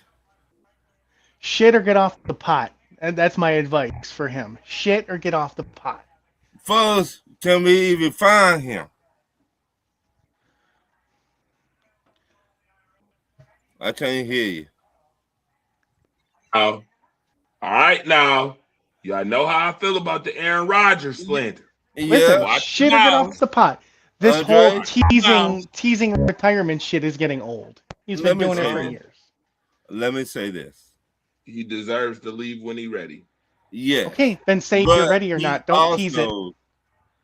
Deserve to tell a head coach when he want to play. He been missing forever. You know how they go. The man go in the backwoods somewhere and disappear for a couple months. I totally understand that you want to, as a franchise, make a move, and that's fine and dandy. Right. But when you ask for the services of Aaron Rodgers, you know what's coming with those services. First and foremost, you already know that the man is on his last rodeo, last hurrah, right? Right. So you know that every year he's done this for the last couple years. So if you obtain him, guess what I got to tell you? Shut the hell up and wait on this decision if that's the case. If you don't want to wait, draft a quarterback. If you don't want to wait, go with Will Howard. Let me ask you this. Who fired in Green Bay? Mike McCarthy got himself fired. Oh, yeah, we done already debunked that. Well, you mentioned my point for me. Yeah, we debunked that already. So, do you think they really work together in Pittsburgh? Well, you're asking me if Mike McCarthy and Aaron Rodgers will make a reunion? Yeah. You know, I'm gonna be honest with you. I kind of think that Aaron Rodgers might retire because I don't think he really wants to. I don't. You mentioned my point. See, so I like Aaron Rodgers, the player, and I will protect the player. Right. But we do know that Aaron Rodgers can be very petty. Right. So when you be petty and no other teams out there that need your service right now because you being petty, you might well gonna retire and walk up on your own. I don't want to see him get injured, then he got to retire. You see what I'm saying? Andre? Yeah, I think just a certain way he wants to leave, though. I don't think he wants to leave it the way it ended. Well, he's not gonna end it winning a Super Bowl. So it's. I did not say that. I mean, that's probably what he wants, but that's not what he's gonna get. But what I am saying, I don't want to see they carry Aaron Rodgers off the field with injury, and the next week he got to retire. I don't want to see that for Aaron Rodgers. Yeah, I agree, but it's probably going to happen. So I have a question for you, Andy, Mr. Funny Man over here. Why can't the Pittsburgh Steelers win the Super Bowl this year? They got weapons. They got weapons. They may not even win their division this year. Ooh. They got lucky. They got lucky in a down year with the Bengals and the Ravens and they still almost lost it. I did not say that. They won the division, by the way. But go ahead. Okay. Yeah, barely. Hold on a second. Barely. If Baltimore's kicker makes a kick, it's a different story. Hold on a second.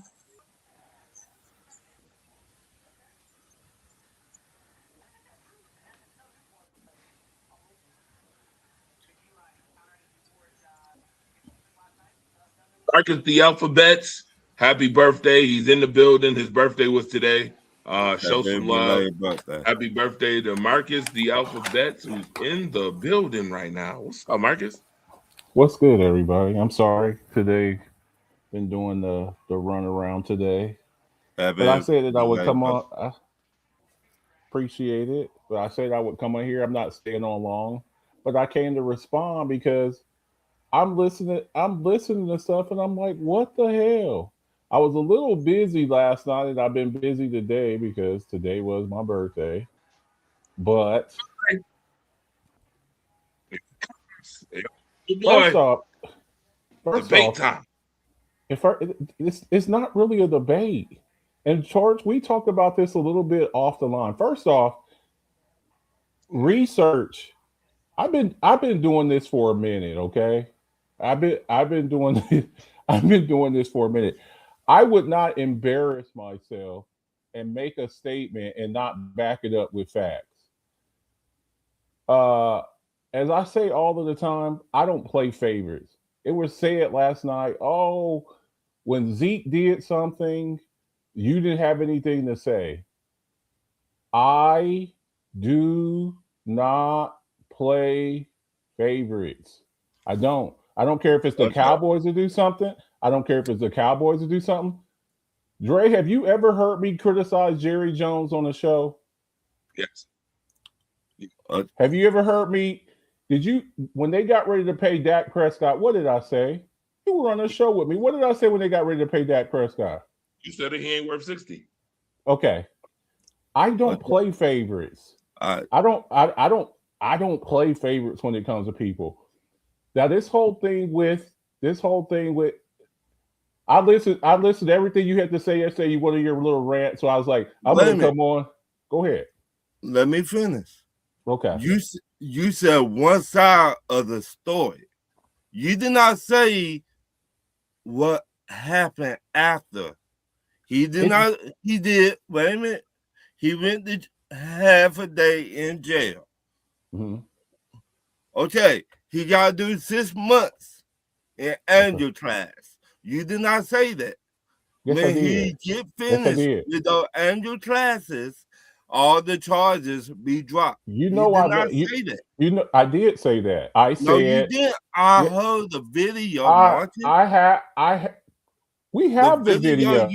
Right, do you have, Dre, can you play the video? Can you play the video? We could listen to the video right now because I was there when I said it. You can actually play you can play the entire video. You can play. It's a 3-minute video. Do you want to play the video? We can play the video right now if you want. Right now for y'all. I'll find it for y'all. It's on my wall. It's in the Rise Up page. Play the video. The video, Marcus. Okay, play the video. Because I don't know what you thought that you heard. I said if he passes this, if he passes this pre-trial course, that they will drop all of the charges. I said that. And I also did an entire show that was a coffee talk that was an hour long, and I addressed that. Then you also said he must know somebody. You said that in the video. He is a So hold on. So let's hold on. Let me add some context. Marcus knows what I said as far as this whole situation, and it's on the investigative law enforcement court side of things. So when I said what I said, Marcus knows what I said. We know what we had the conversation about. It had nothing to do with, hold on. It had nothing to do with Ron's side angle of it or the angle Marcus had. As a journalist and as an investigator myself, I told Marcus that I'm getting more interested in investigative journalism. In which but here's the thing though. Hold on. Hold on, Marcus, real quick. I got you. Which we talked about this very point that Marcus is that you just mentioned, as far as saying that he got off because he's an athlete. That's all I'm gonna say. We talked about that. We all know that professional athletes. I don't know why this is so hard to understand. We all know who we all know who Henry Ruggs is, right? Yes. Okay. So let me ask you this. This is not that hard, folks. If you were driving 150 miles an hour, just you're driving in your Buick and you're driving 120 miles an hour and you hit another car while you're drinking and driving and you blow up their car and kill them and their dog, how much time would you do in prison?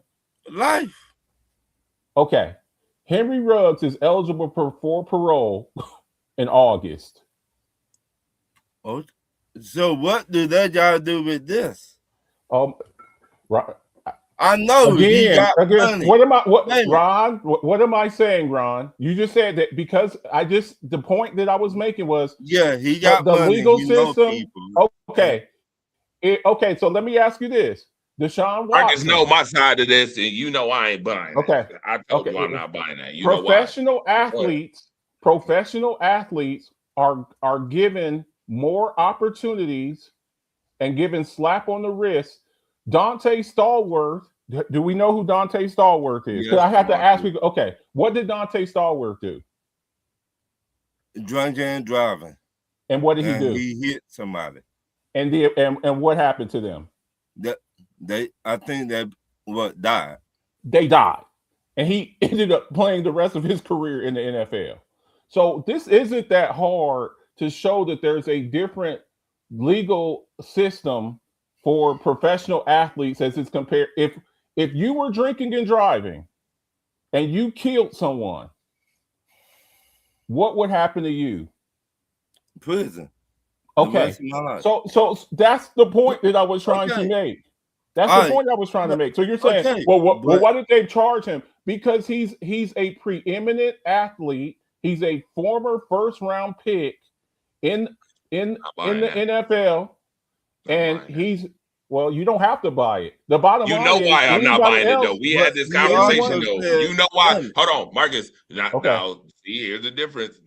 Okay.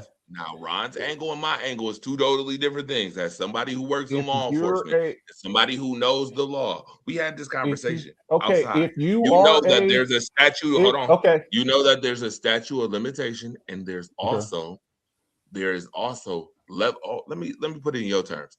Levels to this shit. Okay. There is levels. There are certain levels. Your regular average Joe. And here's the level. Your regular, and that's not for every Joe. person though. You're making it seem like, and I just want to put this out there. You're making it seem like because he's a professional athlete that he just got off on all of this stuff. That he's not getting off on. He's not getting. But here's the thing: most guys that catch a domestic violence case, if you catch a domestic violence case, we have a thing called a statement of non-prosecution. Do you know what a statement of non-prosecution is? That would be like if you did DV to your wife, and then she comes up later on and says, "Oh, he didn't do that." Well, guess what? A lot of attorneys general will still pick up the case even with that because they look at it as you coercing your wife. Hey, baby, you need to go over there and get these charges dropped. The AG still has the latitude to charge you.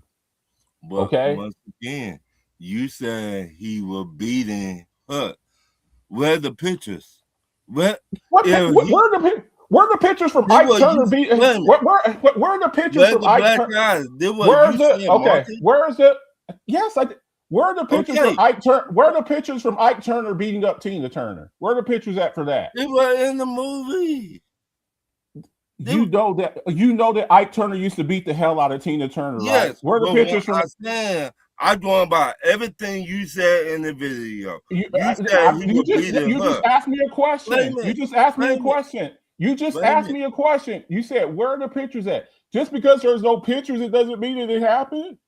It doesn't mean that you're also talking about something that happened like 20, 30 years ago. At least TMZ wasn't around back then. TMZ has everything now, Marcus. There's a difference. Okay, it doesn't. Anything big time thing that has that, they fork out the money to get. Okay.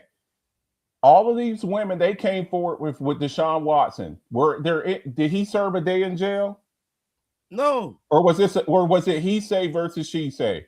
But when 26 women all say, hold on, Marcus. 26 with 26 Marcus. But when 26 women, hang on. When 26 women, all of them made these accusations towards him. Okay. Look, Ray Rice's career was ended. The only reason that Ray Rice's career was ended is why? Because the video. Okay. TMZ got. Okay, that's what I'm saying. So just because they don't have a video of it happening, that doesn't mean that it didn't happen. But once they saw that video, his career was over. Okay, but here's the other thing too that we keep throwing out. Even if you throw out the domestic violence stuff, okay, they can have that debate with as far as that. You know what we do have video of him doing? Yeah, performing a high speed chase, ramming her car and jumping on her car and assaulting police officers. All right. So that right there, let me ask you this: if you and your wife were separated and you rammed her car and tried to run her off the road, what do we call that? If you better not say what you said last night. We already had this conversation. It could go to that level if they wanted to. The most extreme cases, sir. Okay. But by the way, hold on. I don't mean to interrupt, but you mentioned if you ran your car. Good, Marcus. You mentioned what? And I gotta again. We had this conversation on law and legality and penal codes, correct? Again. You just mentioned right here on this show, you mentioned the statement of non-prosecution. Sir, I'm going to go ahead and I'm going to put this right here on the screen so you can see this for yourself. Okay. Not so I just read it to you. I want you to see this. Okay. This is why I said what I said before. There is different strokes for different folks. Okay. Some states enforce things different than others. So when you say that because he's a professional football player, that this is why he got off, I'm telling you that's not in every case, and that's not for every athlete. I'm not saying this. I'm not saying. No. This is my argument. I'm just giving you my argument. This is all I said, and this is what I told you yesterday. That there is different states with different laws and stricter enforcement on certain laws and provisions of certain laws. My other argument was this. Well, if the original docket, sir, docket, let me give you an example. Tiger Woods. Why did Tiger Woods get locked up and thrown in a police car? And he's one of the most eminent athletes on the planet. But why was Tiger Woods thrown in the back of a police vehicle and charged? The original docket. This is why I said on the original docket. Why is that, Marcus? Okay. I'm gonna tell you why. I don't know all of the particulars of Tiger Woods. No, I'm gonna tell you. And here's the answer. Okay. The answer is where he committed the crime has strict laws, and they don't give a damn if you an athlete or not. So again, my whole point is it don't matter if in some cases it don't matter if you're an athlete or not. Maybe I got you. But here's a counter to that. Okay, but here's a counter to that. How many times has Tiger Woods been caught drinking and driving? Oh, that sir. Yes, that does. When you have several DUI, when you have several DUI, we've had multiple. Okay, he's had multiple. Has he been? Marcus, have we not? Hold on, watch this, Marcus. Yeah. Is Johnny Manziel a repeat offender? Yes or no? Okay. Here's the difference between here. Okay. Yeah, you're right. Here's the difference between an individual sport and a team sport. Tiger Woods doesn't play for a team. You understand what I'm saying? So it's a little bit different when you're when you play an individual sport, because I'm not like in a league and I don't play for a team. See, here's the thing with team sports. In the league, though. You have to go through. You don't play for a team. No, okay, you don't have to play for a team because it's an individual. But that's what I'm saying, though. Sport. That's what I'm saying. Watch this, though. Marcus, you're using the team and individual as an argument, but Tiger Woods was literally rated as a top 5 all-time athlete. Yes. And he still gets to compete. He still gets to compete. He still gets to compete. Marcus, I told you about original dockets. After several DUIs, he still gets to compete. I just want y'all to see this too on the screen too. Okay, but hey, here's the other thing I want you to pull up, Dre. The thing that I showed you yesterday was levels as far as vehicular crimes. And we talked about that. Yes, sir. Okay. Hold on, Ron. Before you say anything else, I'm gonna pull that up. But I also told you, Marcus, I also told you that there is no on the original docket. And I asked you this. I said, Marcus, if that's the case, on the original docket, why was he not charged for any of that on the original docket? And there's only one of two things that I gave you the answer for. Either one, everything was not clear cut, or two, what he did does not meet the requirement to charge him with ramming your car into somebody is illegal. No judges. I'm just telling you this, and this is just true. Ramming your car and running somebody off the road is illegal in all 50 states. Okay, it's illegal, but it's not attempted murder. You trying to listen, Marcus? You over here trying to trump charges up, and the charge doesn't fit. Okay. Vehicular homicide is not. Okay, but it's not just that. Attempted vehicular homicide is not. If you're making it one crime, though. If the glove does not fit, you must acquit. You know the other crime? Assaulting a police officer. That's illegal. Marcus, ask yourself this question. That's illegal. Ask yourself this question. In Atlanta, Ron would know. Ron know this too. Ron doesn't know who Andre Rison is. I'm not taking Ron's word for it. My God, I'm not taking Ron's word for I'm not taking his word for that. I'm not taking his word. Let's get back to this. The bottom line is there were several crimes. There were several crimes. Wait a minute. Two, my point is, if he's so bad, then why he did not go to prison? Why he's so bad? That's the question I asked. Ron, hold on. This is the question I asked. Legitimately. Oh my God, Marcus, we get it, but I gotta ask. Oh my God. I even said myself. I said myself. But I also understand. Oh my God, dude! This is not that hard, dude. This is not. Her lawyer literally came to him and made the agreement deal. Right. But he's so bad. It's not that hard. You're right. It's not that hard, Marcus. The point that I'm making is, I just can't make this any simpler. Your average Joe, if he assaults a police officer, if you go up and you're fighting a police officer, okay? If you're fighting a police officer, 99.9% of the time, if you're not a professional athlete or somebody in the spotlight and you assault a police officer, guess what? You're going to prison. Okay?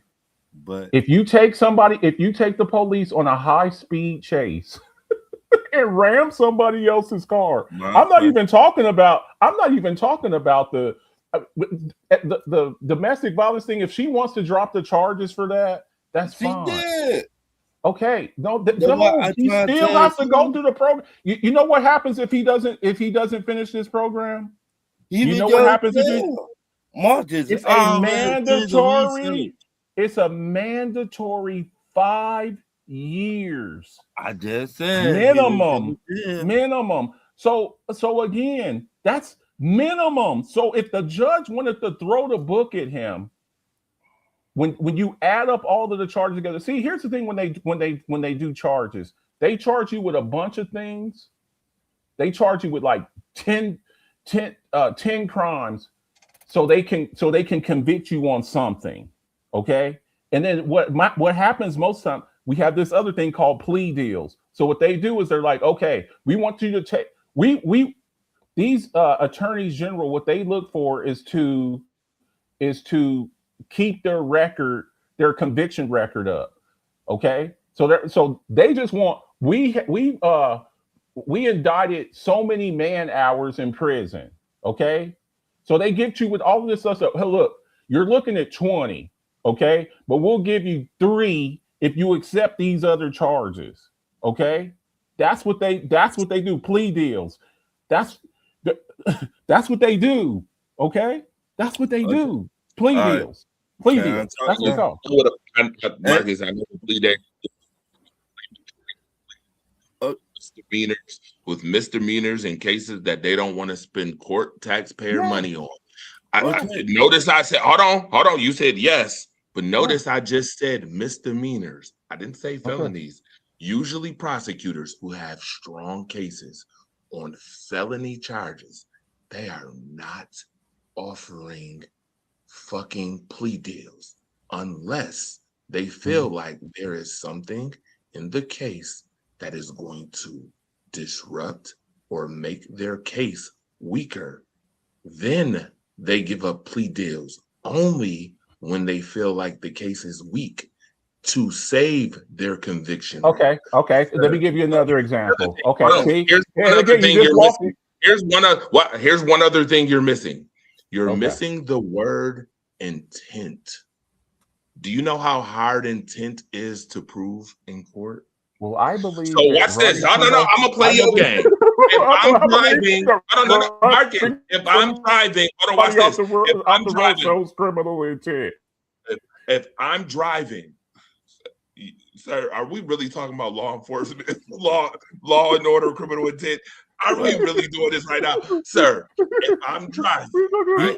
He a Dallas Cowboy fan, and I'm trying to stop the girl.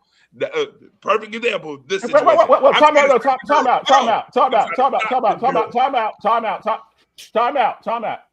I'm a Dallas Cowboys fan. I'm a Dallas Cowboys fan. Okay, you're an Atlanta Falcons fan. You're an Atlanta Falcons fan every year. That's from that little crap that you just said about me saying about Andre Rison, Jeff Emmanuel. Yeah, you said that on a live show. You didn't know who Andre Rison was. Okay, you didn't know who Andre Rison was. I look at both of you guys have a legitimate argument. Just go ahead. No, he doesn't. He doesn't. Yes, I do. The fact is, the man has not been charged with nothing. The fact is, he has been charged. That's why he's got to go through the program. Wait a minute. Okay, he got anger management. Okay, so if he really was this bad, why is he said, you know what? Now get this man some help. They're giving him you said, you want to know? You want to know why? You the one that said he was beating her ass on that video. He's 23 years old. He's 23 years old, and what they're trying to do, the police for put a man in jail just because they're trying to. Again, why are they letting Henry Ruggs? Why is Henry Ruggs eligible for parole? He killed somebody. Again, what happens if you kill somebody and you're drinking and driving? You're driving 120 miles an hour. Again, this isn't that hard. I'm making this as simple as I can for you. I'm making it as simple too because I'm telling you, he killed somebody. Law enforcement rhetoric. Dre. Marcus, run for office. Wait a minute. Ron, forget all that. Okay, so regardless, hold on, Andy. Regardless if you think that Ron's point is legitimate or not, he brought a point. You brought a point. I'm bringing it from a legality standpoint. Marcus, I'm just going to tell you this. There is a between being charged and being convicted. Two different things. I can charge you with all the shit in the world. But my question before you say anything, was he convicted? Was he convicted? I'm asking you a question. Was he convicted for the stuff that originally was on the docket? It is conditionary, Dre. It's conditionary. Not a conviction. It's conditionary. If it's conditional, it's conditionary. A conditional is not oh my God, conviction. Dude. Oh my God. Conditional. It's like being on parole. No. Okay. Do you know what an ACD is? What is parole? Okay. Marcus, okay. What is parole? No, Dre. What is parole? What is parole? What is parole? What is parole? What is parole? You are let out of prison conditionally, considering that you abide by what they say. Conditional. It's conditional release. It's conditional release. That's what it is. Probation. When you're on probation and you got to check in with your probation officer, he didn't get convicted. Yes, you are convicted. They are letting you out on a conditionary basis. That's what this is for him. He's out. He's out. He is out right now under the conditions that he completes this course. If he were to go to this course, he'd be like, F this course and just walk. If he were to go to this course and he were to be like, F this course, I ain't going to no more of these classes. Guess what they'll do to him the next day? Ron, do you know what they'll do to him the next day if he doesn't Okay, so it's a conditional. Okay, because you're like he's not charged. He is charged. He is out. No, I didn't know. No, I didn't say he wasn't charged. He said he was charged. He said he wasn't convicted. What I just said. I said he wasn't convicted. Two different things. Okay. Charged and convicted is two different things. But if he doesn't finish this, if he were to be like, I don't want to do this.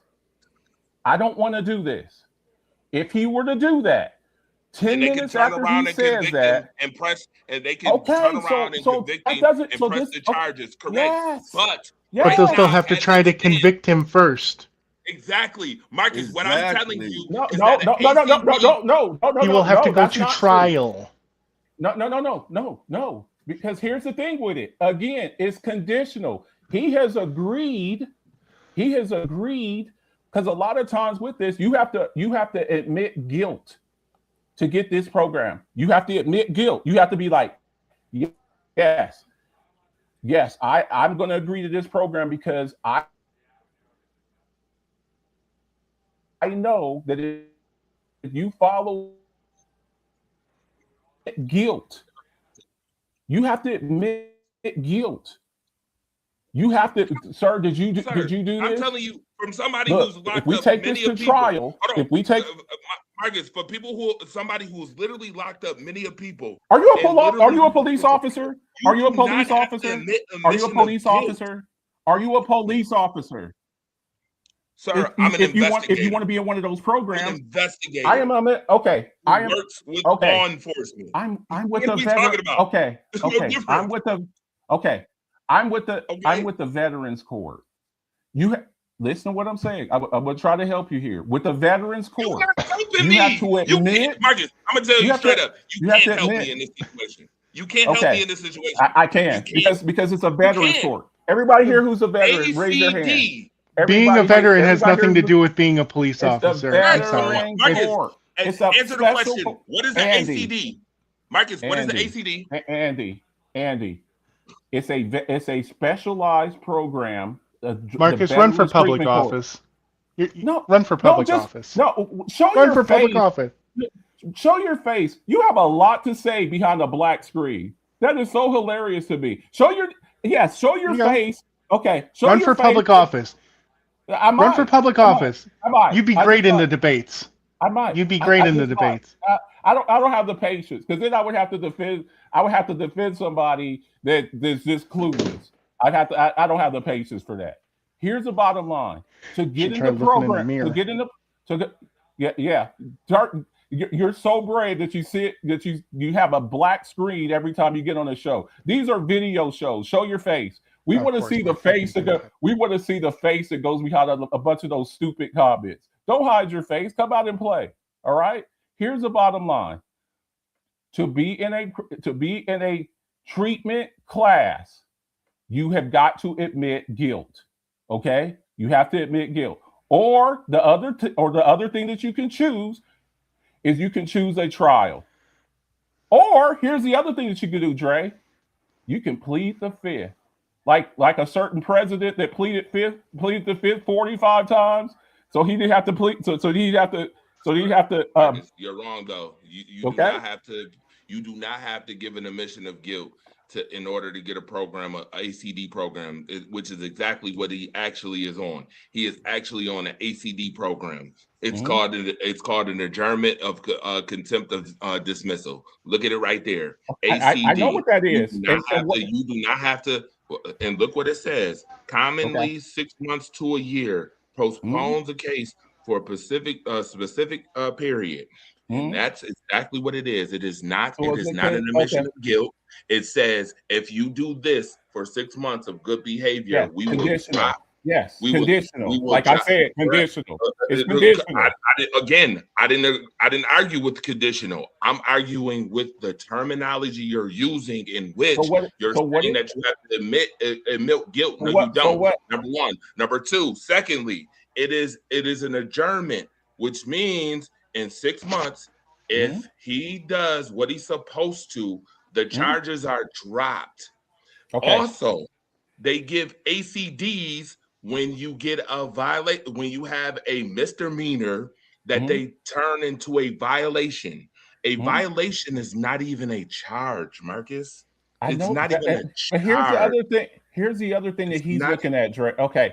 We also have to look that he's a football player. Here's the other thing that he's looking at, Dre. Oh my God. Here's the other thing he's looking at. Andy, shut the hell up and listen and learn something. Learn something. I'm trying to help you. Oh my God. I love y'all. Y'all listen. I love all y'all. Here's what he's looking at. Go ahead. If he gets this knocked down to a demeanor, guess what? When he goes in front, he's still got to go see Roger Goodell, right? He's still got to deal with Roger Goodell. It won't even be a misdemeanor if he complete that. It won't even be a misdemeanor. It'll be. And that's why he agreed to all. And that's why he agreed. That's why because he was facing felonies. He was facing Marcus, felonies. This is what I asked you, and I'll say this again as an investigative journalist. I asked you, why didn't they charge him with all the charges? So watch this. I'm gonna give you the charges that they should have charged him every day. No. He's got a good lawyer. He's got a good lawyer.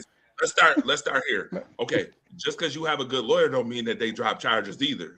That's number one. Let's stop that rhetoric because that doesn't mean that. Number two, just because you're athlete doesn't mean you get your charges dropped because you're an athlete. We got to stop that. Every athlete is not created equal. Okay. Every state is not created equal as it pertains to. Who do you think has more of a? Number three. Here's the third thing, and I just want to put this third one out. Give me every scenario of what he did, and I'm gonna tell you what the charge should have been. Go ahead, right now on this show. Okay. Give it to me, and I'm gonna tell you right now. Go ahead. Okay. Go ahead. Everything that he did. We saw the chart. Now the abuse. The abuse. That's something between him and her. They could work that out. The thing Okay, that's I'll tell you sticking what with the him. charge is, sir. I'm gonna tell you what that charge is. You ready Okay, for the charge? he violated a no contact order. Okay, that's a violation. That's a violation. That's a And misdemeanor charge. Okay, and he got Yep. well, he got stalking, and then he got stalking stalking in depending on what degree. If stalking is in the 3rd degree, Marcus, it's a misdemeanor charge. Yeah. Go ahead, continue. Okay, making terroristic threats, making terroristic threats. But here's the thing. But here's the thing that got him in trouble. Okay, I'm trying to help y'all here. Is the high speed chase? Okay, Marcus. Okay, that's what got him in trouble. All right, so watch this. I'm gonna tell you the charge for that, right? Okay. I'm gonna tell you the charge. Was anybody hurt in the situation when he did it? No. I don't think so. Was anybody hurt? No. Nobody was hurt. Anybody was hurt. Okay, guess what? No. I can tell you for a fact, Marcus, and this is real rap. I've literally been here where people have stole fire trucks, literally stole them, crashed them, went home the same day, and got a violation. Do you know? Hold on. I'm about to stop you. Do you know that some states are under an order where they will not even charge people unless it's of a certain conviction? Of course. Do you know what that's called? Look, of course, all of the states have their own little. All of the states have their own little laws. This is why I just told you that and this is why I just told you all athletes are not created equal. All situations are not created equal. This has been my whole argument, and I'm staying right here, 10 toes down on it, Marcus. If you drive off in a high speed chase and nobody is injured, they would give you a felony. They would try to give you a felony charge, which most likely would get dropped to a misdemeanor because nobody was hurt. But here's the other thing too. Every case is different. What if during that chase you're they have reckless driving? Reckless driving, you're doing 100 miles an hour in a school zone. Okay, that is boosted up to a whole nother level. Okay. No, school zones. First of all, your fines is 3 times as much. In certain states, your fines is 3 times as much. And your license may most likely you would get your license pulled. Look, that means take your license fine. Okay, you're getting your license pulled. Okay. The other thing is, if during the course of the police they damage a squad car, okay, that's a felony. Again, and maybe the cop doesn't get hurt, but you damage a damn squad car that's got so much amount, destruction of police property. That's a felony. So again, there's a lot of other things that go on. On the original docket, it would be a class what felony, Marcus? It's still a felony. But here's the thing: we've seen Roger Goodell. This is. He has to. What he's looking at. Some felonies get dropped down. What he's looking. Okay. Now, as far as Ezekiel Elliott, you had brought up Ezekiel Elliott. Do you know what he got? Do you know what he got charged? Not you. You said you didn't say anything about Ezekiel Elliott. Do you know what Ezekiel Elliott was charged for? What, Marcus? He pulled up a girl's shirt. He pulled up a girl. I'm not.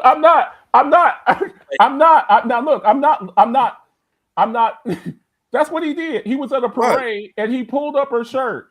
We really comparing? No, I'm not comparing. But what I'm saying, Marcus, the way you were acting on that video. That's what he did. That's what. It doesn't matter what he did. It's still sexual harassment. It's still something he shouldn't have done. And you go to bat for your guy over anybody else. Here's the thing, Andy. I didn't go to bat for him.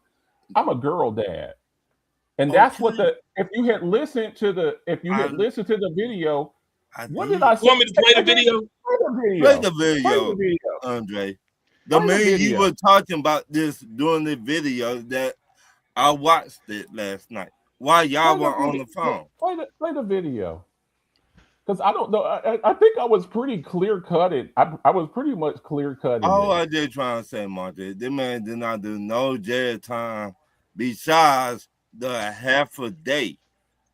He did not get charged with nothing. He walked out, and he had not said nothing. He did get charged. That's why he's going through this program. Quit saying that. You keep saying he didn't get charged. He got charged. No, Ron, you're using it's not that he didn't get charged. He didn't get convicted. Wrong terminology. But he didn't get convicted. He got charged. Let me say that. He did not get convicted. Okay. Thank you. My problem is, you said that when the thing popped off. You jump off the porch when you seen that. Now, after the smoke cleared, you did not come back on live and said, "Well, he just got 6 months." Okay, I did the video. Okay, I do the videos, and then y'all ready? Dwayne Woodley. Go ahead. I'm playing the video.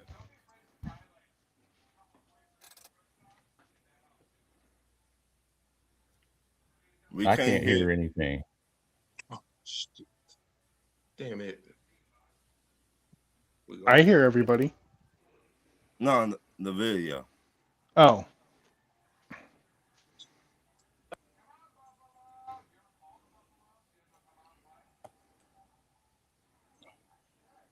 Can't hear it.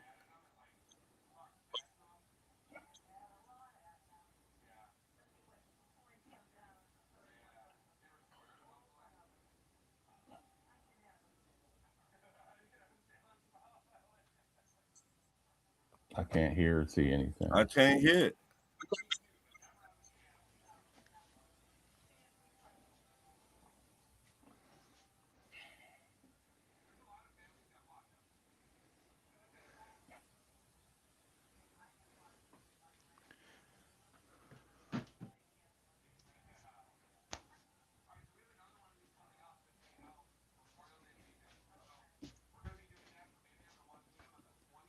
The bottom line, and while he's doing that, so we don't have this long awkward pause. The point of the video was, and I think I was very clear when I said this in the video. I know we have to. Here we go, Marcus. Okay. I'm playing it. Can't hear anything. Can't hear it. Hold on.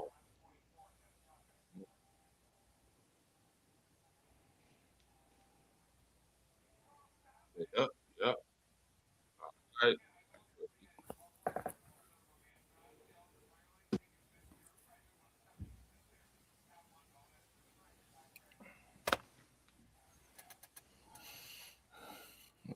While he's pulling that up, the main point of the video was we have to protect women in our society. Sports power couple to Jay-Z, Beyonce, but in the sports, she played James Pierce Jr., former Tennessee Volunteer. He was the first round pick for the Atlanta Falcons.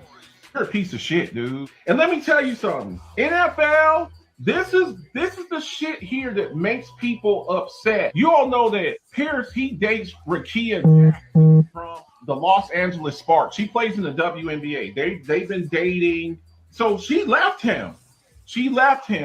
There's the new power couple, sports power couple, the Jay-Z, Beyonce, but in the sports, she plays in the WNBA. He plays in the NFL. They're both high draft picks, and apparently he's been like kicking her ass. And she left. She like, leave me the hell alone. She got a restraining order put on him, and no contact order. So y'all remember a few months back, it was during football season. This dude attacked her and ran her car off the road.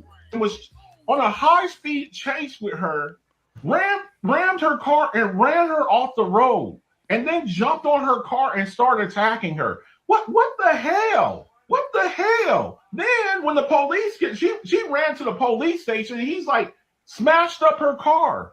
And then when the police got there, he attacks the police. Go look at the video. And then he's fighting the police. He's a big football player. It takes like four police officers to get this dude to the ground because he's trying to get to this woman. Now, when he got arrested, they told him if he's convicted, it's a minimum of 5 years. A minimum. It's like mandatory 5 years. You got to do at least 5 years, mandatory. So this morning they come out and the state of Georgia's like, if he completes this program, we'll drop all the charges. What the hell? Let me tell you something. As a girl dad, and I'm dreading. I'm going to tell y'all right now. I'm dreading this. I'm dreading it. You beat up my daughter. You beat up my daughter and then chase her, terrorize her, smash up her car, and try to run her off. You got to see me. You're going to have to see me.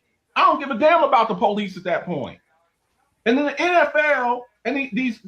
Because he plays for the Falcons and he had a good year last year, he was in the defensive rookie of the year conversation. Oh, well, we'll just overlook this. This is why women are afraid to come forward. Here at Coffee Talk, we talk football, but we also talk a little bit of life. This is why women are afraid to come forward in DV cases. This is why they're afraid to come forward. Because we have guys that are powerful guys, and because they have enough money and enough pull, famous, and we can't lose this guy. He's one of our best players. He's probably our best defensive player. So you're gonna let this dude? You're gonna smack him on the hand? Really? He ran her off the road and smashed her car. To me, that's like damn near vehicular homicide. You're attempted murder. If you're driving on the highway, you're driving 80 miles an hour trying to get away from somebody, and they start ramming your damn car like Mad Max Thunderdome. That's attempted murder. And you're going to give this dude a smack on the wrist and let this dude ride? I ain't letting that shit ride. I ain't let you do that to my daughter. You're going to have to see me. You do that to a woman in my family, in my circle, or a female in my circle, one of my nieces, wife, girlfriend, mom, female cousins. You're going to have to see me. James Pierce Jr., former Tennessee Volunteer. He was the first round pick for the Atlanta Falcons. You're a piece of shit, dude. So let me tell you something. So with that video there, what I'm saying, I'm upset because I see a guy who's stalking a woman, he does have stalking charges. Yes. Yeah. He did have a restraining order on him. Yes. And you got upset and called me on a video. It'd be like, you're calling out all I said as a girl that if some dude, I don't know if you have a daughter, but if some dude, your daughter breaks up with this guy and she has a restraining order on him, and he's chasing her and giving her a hard time after she told him to leave her the hell alone. And then she's trying to get away from him, and he starts ramming her car. What exactly about that video did you have a problem with? No. Yes. Can I say what I need to say? Because you were very vocal. Marcus, are you going to let him talk, or are you just going to talk over him? He's trying to explain himself, and you keep talking over him. No, because he talked a lot last night. Okay, when you were in here. Hey, let's talk. We got it. Okay, I said you said half of the story. Now, if that was me, if I would have did that a long time ago, you would have told me, well, you should have waited till the whole thing came out. That's what you would have told me. And you said that many times to me. Wait till everything come out, then you put out your statement. Okay. With the whole Moore situation with Michigan. But right. Guess what? Hold on. Guess what? I hear what both of y'all just said, but guess what? I got a magic bullet. Y'all know what a magic bullet is? What's that? Magic bullet is a piece of information that would just wipe this whole thing clean. You ready? Yeah. What's that? The whole situation with him and the 6-month program ain't because of the DV situation. Because it can't be founded. You want to know why? See, I have the luxury of actually covering the WNBA. The Los Angeles Sparks, before they traded her to the Chicago Sky, made no comment. There is no comment saying that Rickea Jackson, because by the way, you do know that Rickea Jackson this whole time has been playing basketball, right? Right. training camp and unveiled as well. There has been no reports from no players, no coaches, no staff, no WNBA that says that they seen any signs of domestic violence as it pertains to Rickea Jackson. When she went to Chicago, you do know that they evaluate players when you get traded. Yeah. They evaluate players when got to pass your physical. Physicals, things of that nature, right? Yes. Rickea Jackson was not cited for any DV activity whatsoever. So I can tell you, see, this is why I told you legalities and law enforcement. That's why I told you specifically. I know certain things. That is false. That's why her lawyer went to him, because it's false. There is no DV. The man did not domestically violence, beat her up, nothing. What happened is that the guy did stalk her, and he did break his order of protection, because obviously, hell, I mean, people get order of protections for less. People get order for protections if I don't want to deal with you and you keep calling me on the phone, yada, yada, yada, blah, blah, blah. Or text messages, my house. It don't even have to be physical, and they get order of protection. They get, So that's what happened. And then he stalked her. And guess what, Marcus? And then he did what? And then he took his car and tried to get her, tried to chase her. Okay. But I'm going to, if I'm a betting man, and this is just me, and this is my opinion. Okay. If you try to tell me that I beat your ass and I never touched you, I might come see you too. You ain't about to make me look like a fool. I want to know why the fuck you said that. Listen, and by the way, hold on, no. Let me say this right now so everybody know. By no means do I promote domestic violence. Do I promote any type of violence as such? Do I promote any type of criminal mischief? There go another. There's a charge. Criminal mischief, disorderly conduct, things of that nature. Yeah, I don't promote any of that. But what I will tell you is, when it comes to integrity and as a person, an image, you know this very well. Slander. Athletes can lose slander. Image and perception alone. You can lose off slander alone. Yeah. Just ask more. Just ask. Here's the main thing that we have to look here before I get up out of here. Okay, I've been on here longer than I plan to be. There's always a lesson to be learned from here, and I believe this is the lesson to be learned. This is the lesson that I believe that should be learned from here. Pick your partner carefully. Yes, I with you on that. Because here's the bottom line. And look, my sons played college football. Okay. And I told them, maturity. Guys, when you're, you can't be at certain places. And look, I don't want to turn this into a racial thing. Well, but I think that I would be doing you all a huge disservice if I said this. Okay. You can't do things like a lot of other people can do. That situation right there, that is a teaching and a learning moment.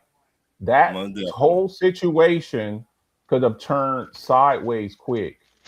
We just had a situation this past year with a player from the Cowboys who went on a high-speed chase. Yes.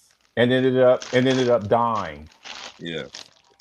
A lot of times in situations like that, when there's athletes and stuff involved, and it becomes a physical thing, that very easily could have been like, I feared for my life. I'm wrestling with this athlete, and I'm being overpowered. I feared for my life, and he gets shot. What? Okay. That could have easily turned into that. Most definitely. Very easily. So with this whole thing, I hope for him With this treatment, he gets this help that he needs, because this whole thing here could have ended very badly. Yes. Okay. That's the bottom line. Right. And he's still not. Look, he's Rashee Rice. Same difference. We just saw that with him. He was on a high speed chase. Yes. Again, if I was racing a car and I'm doing 150 miles an hour and I wreck my car and I get up and I leave the scene of the crime, what happens to me? They will come find you and you will go to jail. You did a hit and run and you just left the scene of a crime. They will come find you and you will Henry Ruggs killed somebody and he's eligible for parole in August. We're seeing now that there is a different justice system for your average cat and for pro athletes. We just seen that. That's just what it is. Is it fair? No, it's not. But that's a reality. Do we agree with that? Can we at least agree on that? That there's a different justice system? Andy, do you agree with that? That there's a different justice system for I mean, there's a different justice system with anybody that has money, not just pro athletes. But well, okay. I'm just saying though. Yeah, okay. That's statute doesn't always. And again, I will say this. Look, there's always there's always exceptions, but I'm saying yes, sir. That was and that's part of my point. Right, and this is why this is a good conversation to have. Yeah. This is a great conversation to have because it has multiple angles and multiple different ways to look at it. See, you looked at it from that way, Marcus. I looked at it from the legality standpoint and an investigative standpoint. He looked at it from the fact of it's his team, it's his player. He didn't get convicted. It probably didn't even have nothing to do with your team. Maybe it did or didn't. Regardless. Conviction, he didn't get convicted. The story came out. Sometimes stories come out too early and don't have the fullness thereof to tell the full story. I get it all. I totally get it. But here's the thing with it though. Even if the DV charges are dropped, it still could have turned sideways, and we could have had a domino. Oh yeah, definitely could have turned sideways. I never disagreed with you on that. You know what I told you. Right. You know what I told you on that. So that was my thing there. Even if they just dropped the DV charges, you still took the police on the high speed chase. You still rammed her car. He's still no. He is still butt shit wrong. Hold on, no. Yeah. He is still butt shit wrong. Right. James Spears Jr. is still butt shit wrong. Right. I'm with y'all on that. Let me make that clear. I'm with you on that. Don't get it twisted because I'm using legality terms and telling y'all the legalities and things of that nature. And he's still wrong. They're wondering why this wasn't on the original docket. Right. See, again, this is why I use certain verbiage.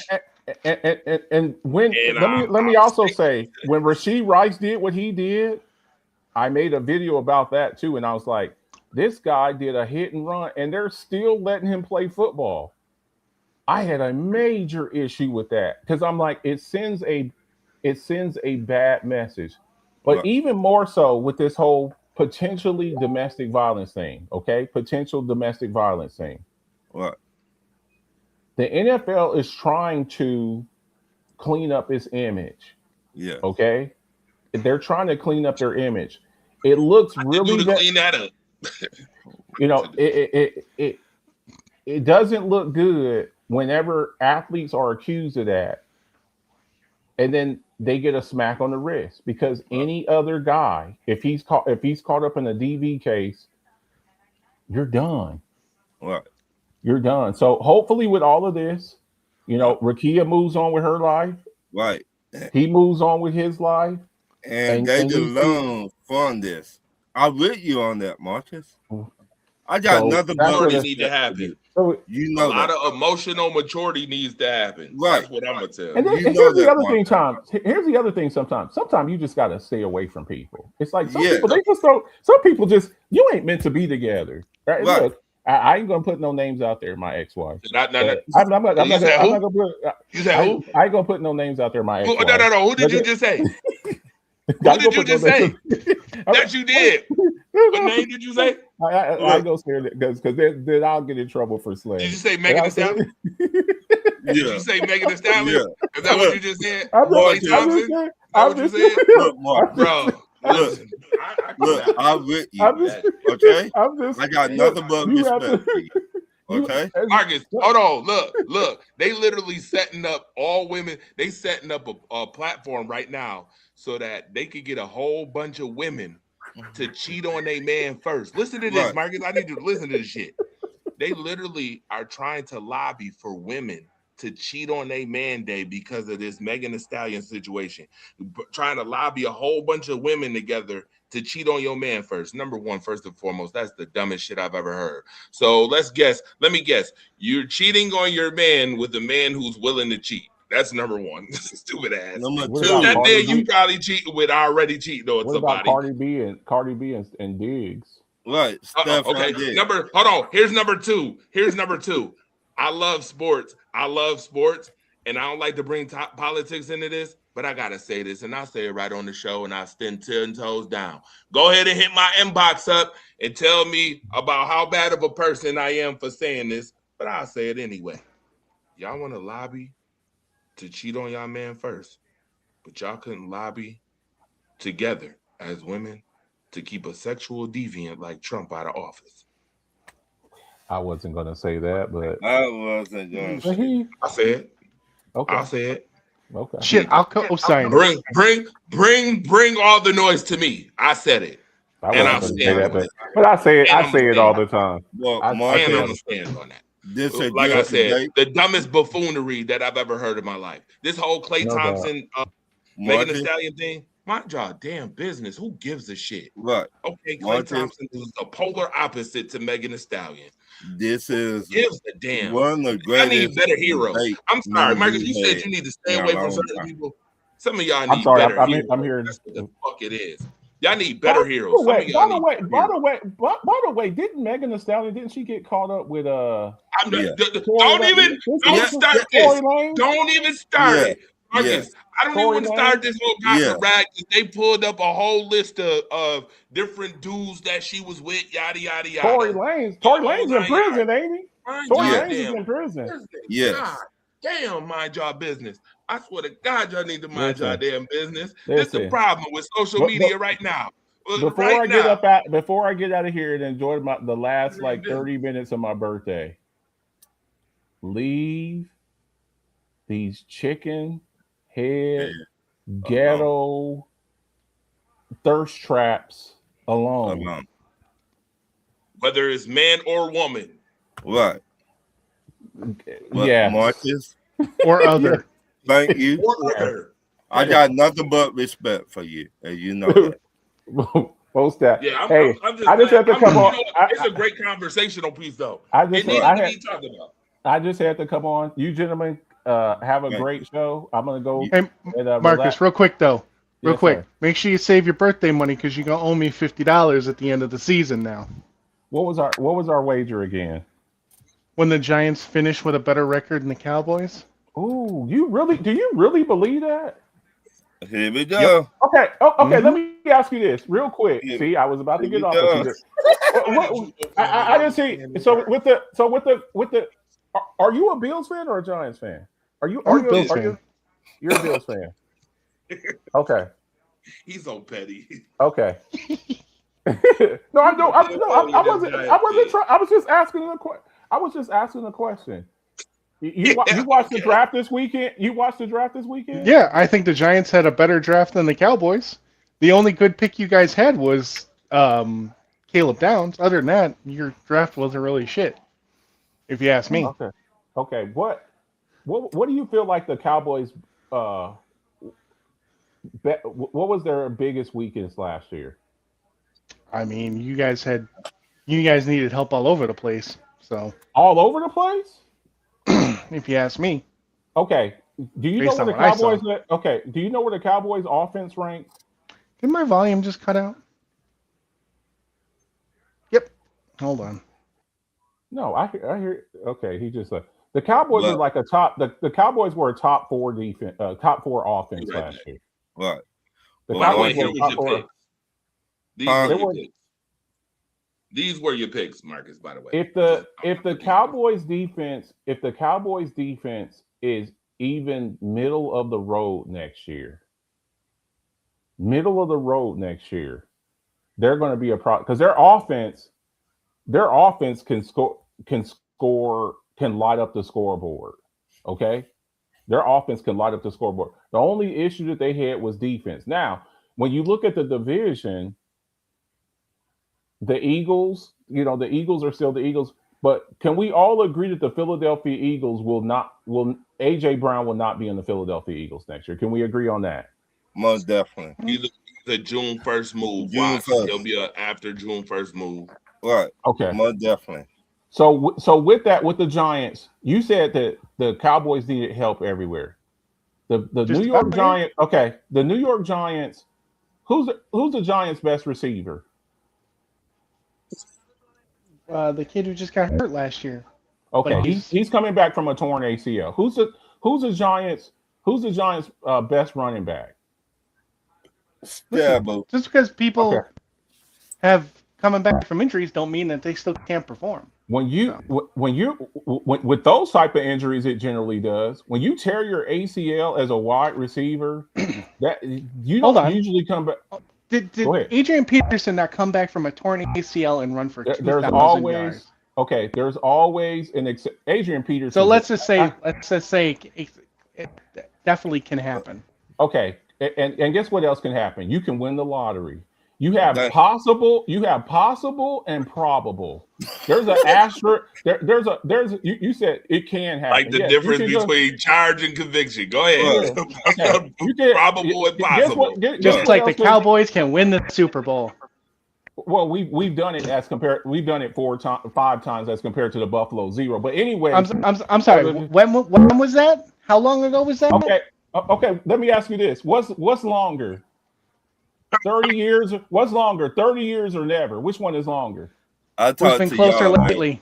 Y'all be closer lately. Closer. Guess what? Close, but no cigar. Y'all are the king. Y'all are the kings. As long as Dak Prescott's your quarterback, you will never win the Super Bowl. As long as Josh Allen's your quarterback, you won't win the Super Bowl. Why is my fuck? Okay, you act like Josh Allen, the one who pissed down his leg against the Denver Broncos. That Josh Allen. That Josh Allen. I guess he's also the one who also carries them all the time. I understand if it wasn't for Josh Allen, they wouldn't even have been in that game either. Okay, but guess what? Guess what, Dre? That's most top quarterback. Listen, I know. Okay. You don't get. Hold on. Let me do a Marcus impression right now, y'all. I know y'all was waiting for one on his birthday. Y'all ready? Here's Marcus impression. You don't get credit for putting out fires that you started. If you go out there, he nearly won the game. Guess what, though? In the end, you lost. Okay? And here's the bad news. You did it in a year where there was no Joe Burrow, no Lamar Jackson, and no Patrick Mahomes. That's not good. That last year was your best chance. Instead of losing to Mahomes, Jackson, or Burrow, you lost to Bo Nix. Okay, so when we talk about quarterback performance and we're close and stuff. Hold on, Marcus. Where was your team at when that happened, though? They were home. But here's the thing, Andy. How old are you? Was pushing carts at Target. They was over there. Paper or plastic. Yeah, exactly my point. Yeah, I'm 36. Okay, you're 36. Okay, I've watched my team win. Okay, if the Cowboys never win another Super Bowl, they might not. They might. You just never know. Possible versus probable. But guess what? I will go to my grave knowing that my team, I watched them win 3 in 4 years. Okay? You got to still do it. You can hope and pray and think you're close and stuff like that, but it's not guaranteed. It's just not. There's no guarantee. Look, if I would have told you that Tom Brady wasn't going to finish his career with the New England Patriots If I would have told you that 10 years ago, what would you have said to me? I said there's a chance. I wouldn't have said it's impossible, but I said there's a slight chance. Okay, so let me ask you if there's is there a chance? Said the chances is 1%. Okay, that's what I'm saying. A chance is a chance. If I told you if I told you this right now that Josh Allen won't win a Super Bowl with the Bills, but he might win with somebody else, what's the possibility of that? There's a slight chance, but I don't believe it. I said slight chance, but I don't believe it. I'm realistic to know that there's a chance, but I'm never going to believe that. It's hard. No, Marcus. No, Marcus. Yeah. Don't let him slide off that. You asked a two-part question. I need both parts to be answered. Is it the part that he won't win with the Bills or the part that he won't win with somebody else? Which one? I think there's a slight chance that I think they're both. To be honest, he could. If Buffalo doesn't get their shit together, there's always a chance he Matthew Stafford. I don't want to believe it, but there's a chance that happens. Okay. And the same thing could be said for Lamar Jackson, Joe Burrow, and some of these other quarterbacks that are close but haven't gotten there. It's hard. It's hard winning Super Bowls. It's just hard, and that's why you have some teams that have never won, and you have teams that have never even been to a Super Bowl. It's hard. Because there's so many things that have to go right. Your quarterback has to be playing well. And then, look, you've had times where Josh Allen was playing well, but the defense lets him down. Or there's injuries. Here's one of the things that the Buffalo Bills really hasn't had to deal with as compared to these other quarterbacks. You know the one thing the Bills haven't had to deal with? Josh Allen having a long-term injury. Knock on wood, I'm not wishing that. Lamar was hurt most of last year. Joe Burrow's been hurt the past few years, ended up on IR. Mahomes ended up on IR last year. You see what I'm saying? So there's a lot of variables that come with that, And then here's the other thing. You haven't done it. So there's no basis to have all you're doing is you're having hope. But there's another there's another phrase that I have, Dre, before I get up out of here. Hope is not a strategy. All right. Y'all have a great show. Last time I checked, I'm not a coach. I don't make the strategies. I just sit there and hope. I mean, that's all you can do. That's all you can do. That's all you can do. Y'all gentlemen, y'all have a good one, man. I'm out of here. Be safe, man. And I'll holler at y'all later. All right. Save your birthday money, Marcus. Save your birthday money. I got it, man. I got it. Y'all have a good one. Marcus, thanks for coming on.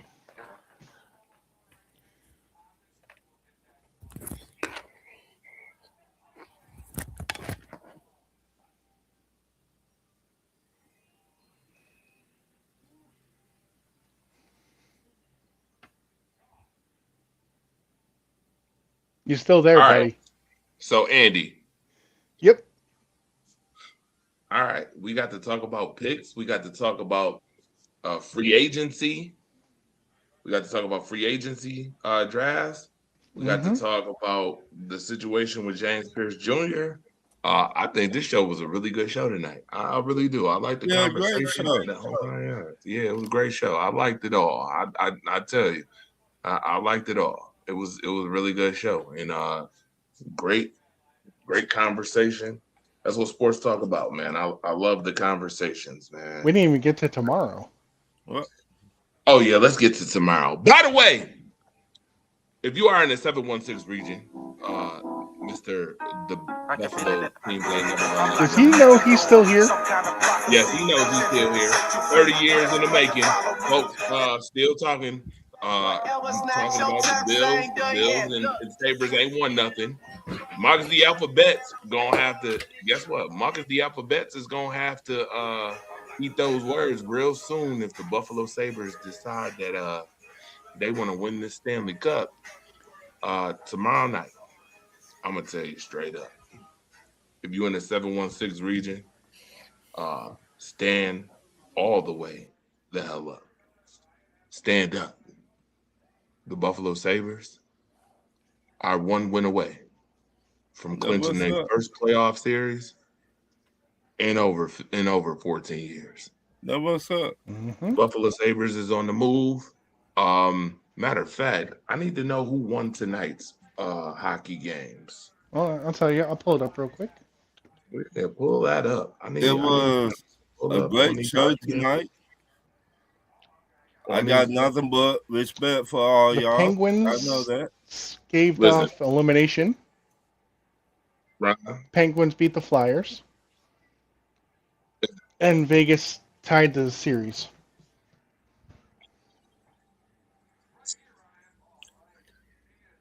You hear me? Yeah. Okay, Ron, can you hear me? Yeah. I wanted to say it's a new day in the life, bro. Oh, most definitely. We done passed certain stuff, and I'm glad that we done passed. Most definitely. Okay. That's what I'm happy about.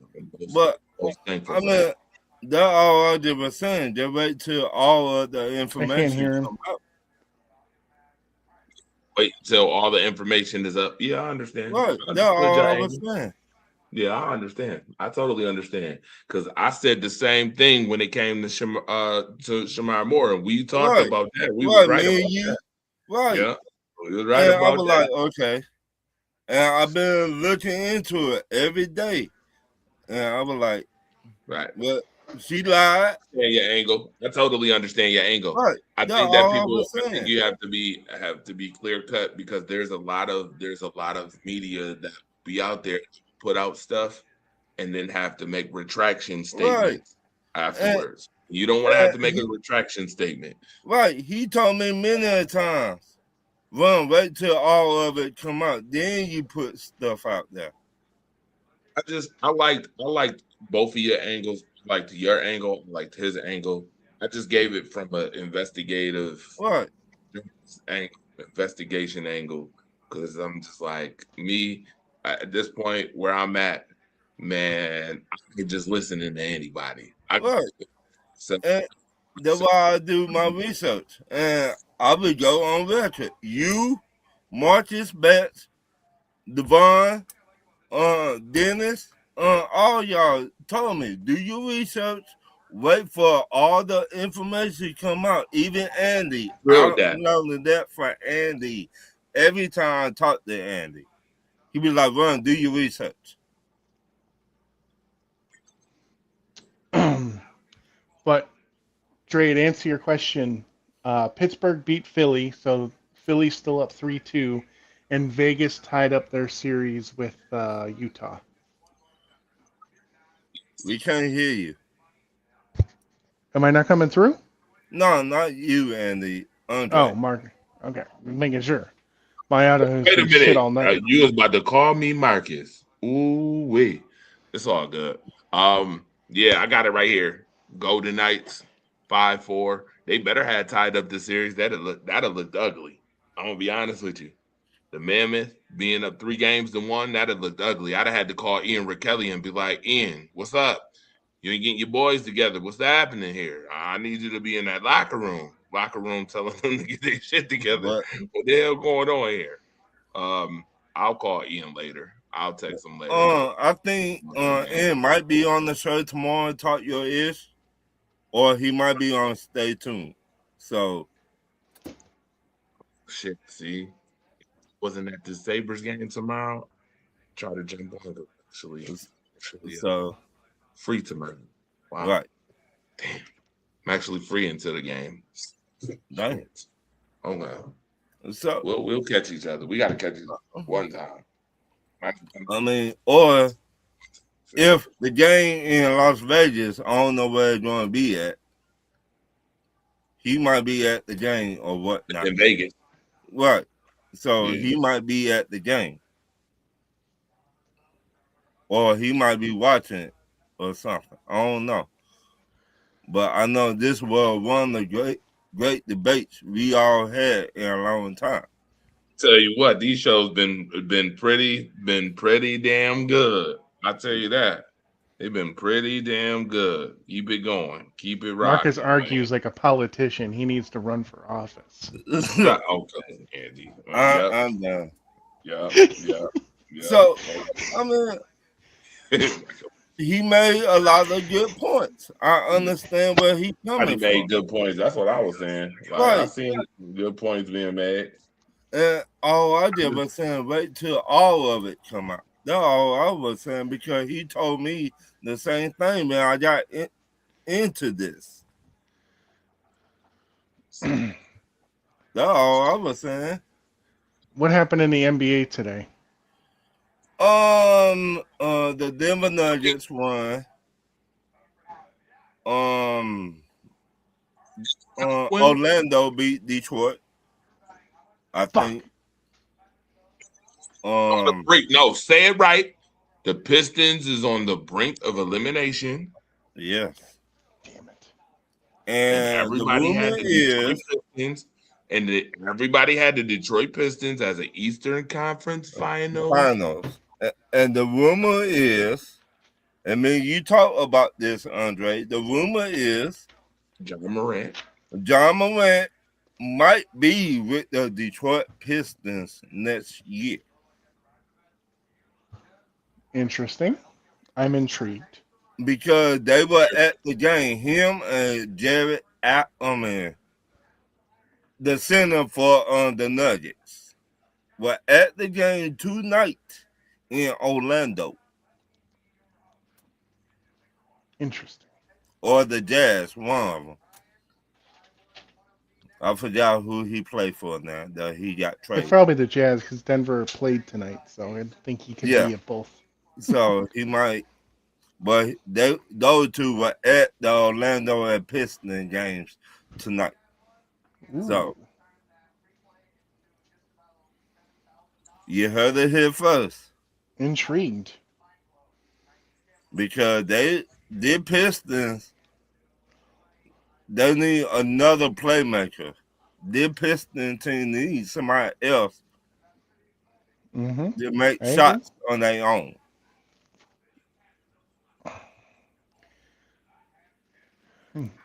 John Morant can definitely do that. Yes. And he do sell tickets. Now, in the off season, he need to get with our OGs and grow up. Agreed. To teach him the ropes. Just like JPJ. That's all. Can't hear you, Andre.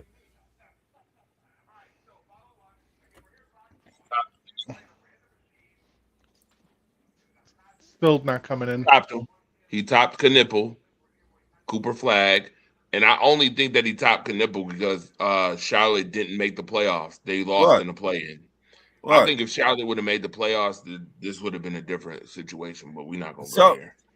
Let me ask you this. Ask both of y'all this. Do you think the NBA is rigged like it was back in the day with the referees?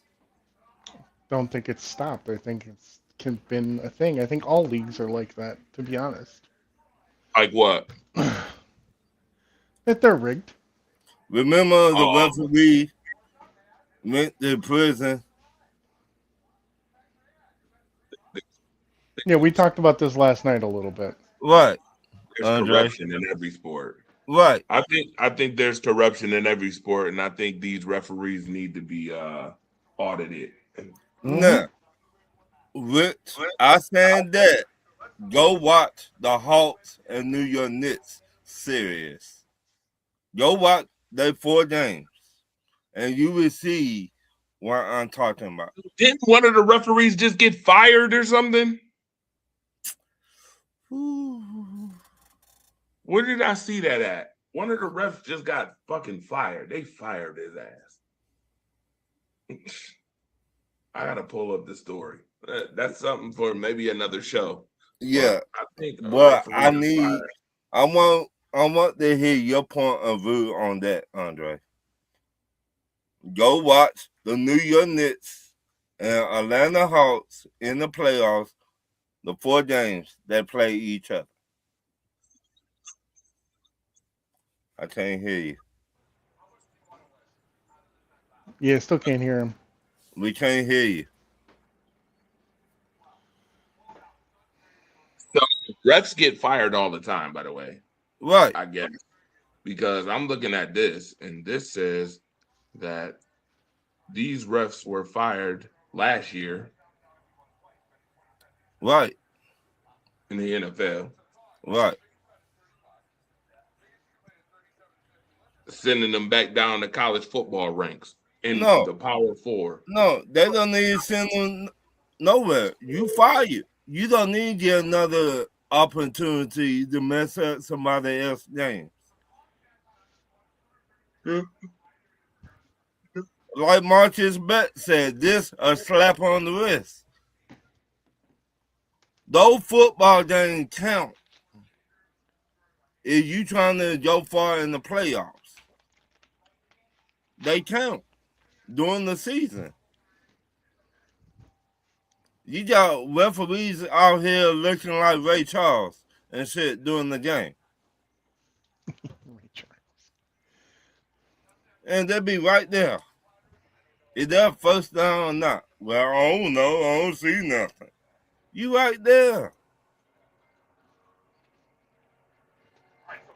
So I don't think they should get another chance to go to the D-League or whatever.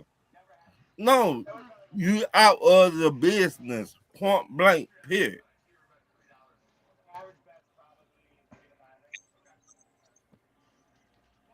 It's been pretty harsh tonight. I ain't gonna hold it. Hey, I got to. I tired of the BS. I tired. Every year we talk about you talk about the same old thing every year for the last 10 years about these damn referees. Yes or no? And we always call it like we said. You don't need yet another chance to referee nobody games. You done. Finished. Tone in your shirt, your hat, your whistle, or whatever. Go Walmart, paper or plastic. Or go sell car insurance.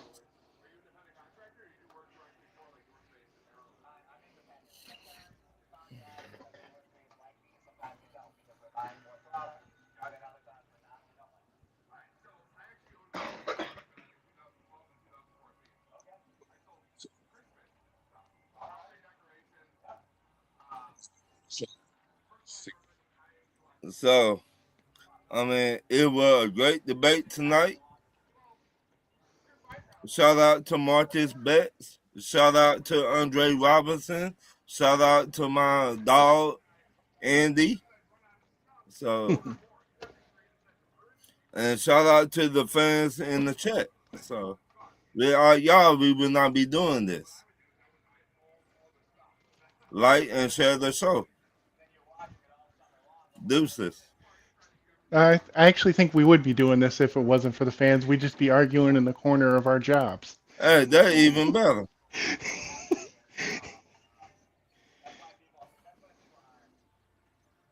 So, I mean, I've been doing it for 10 years. So, I learned well from some of the best of them. Marcus Betts, Andre Robinson, Devon Stanfield, Dennis, Holmes, Andy, DJ Nico Shaw, whatever hole he got blown under, he was supposed to be here tonight. Oh, remember? Story. You did say that on the phone call we had. Oh, I'm gonna be there on Monday. Yeah, sure, you're buddy.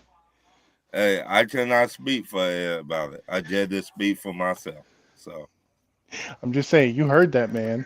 Right. It is what it is. So nah, still love him. Just gotta bust his balls a little bit.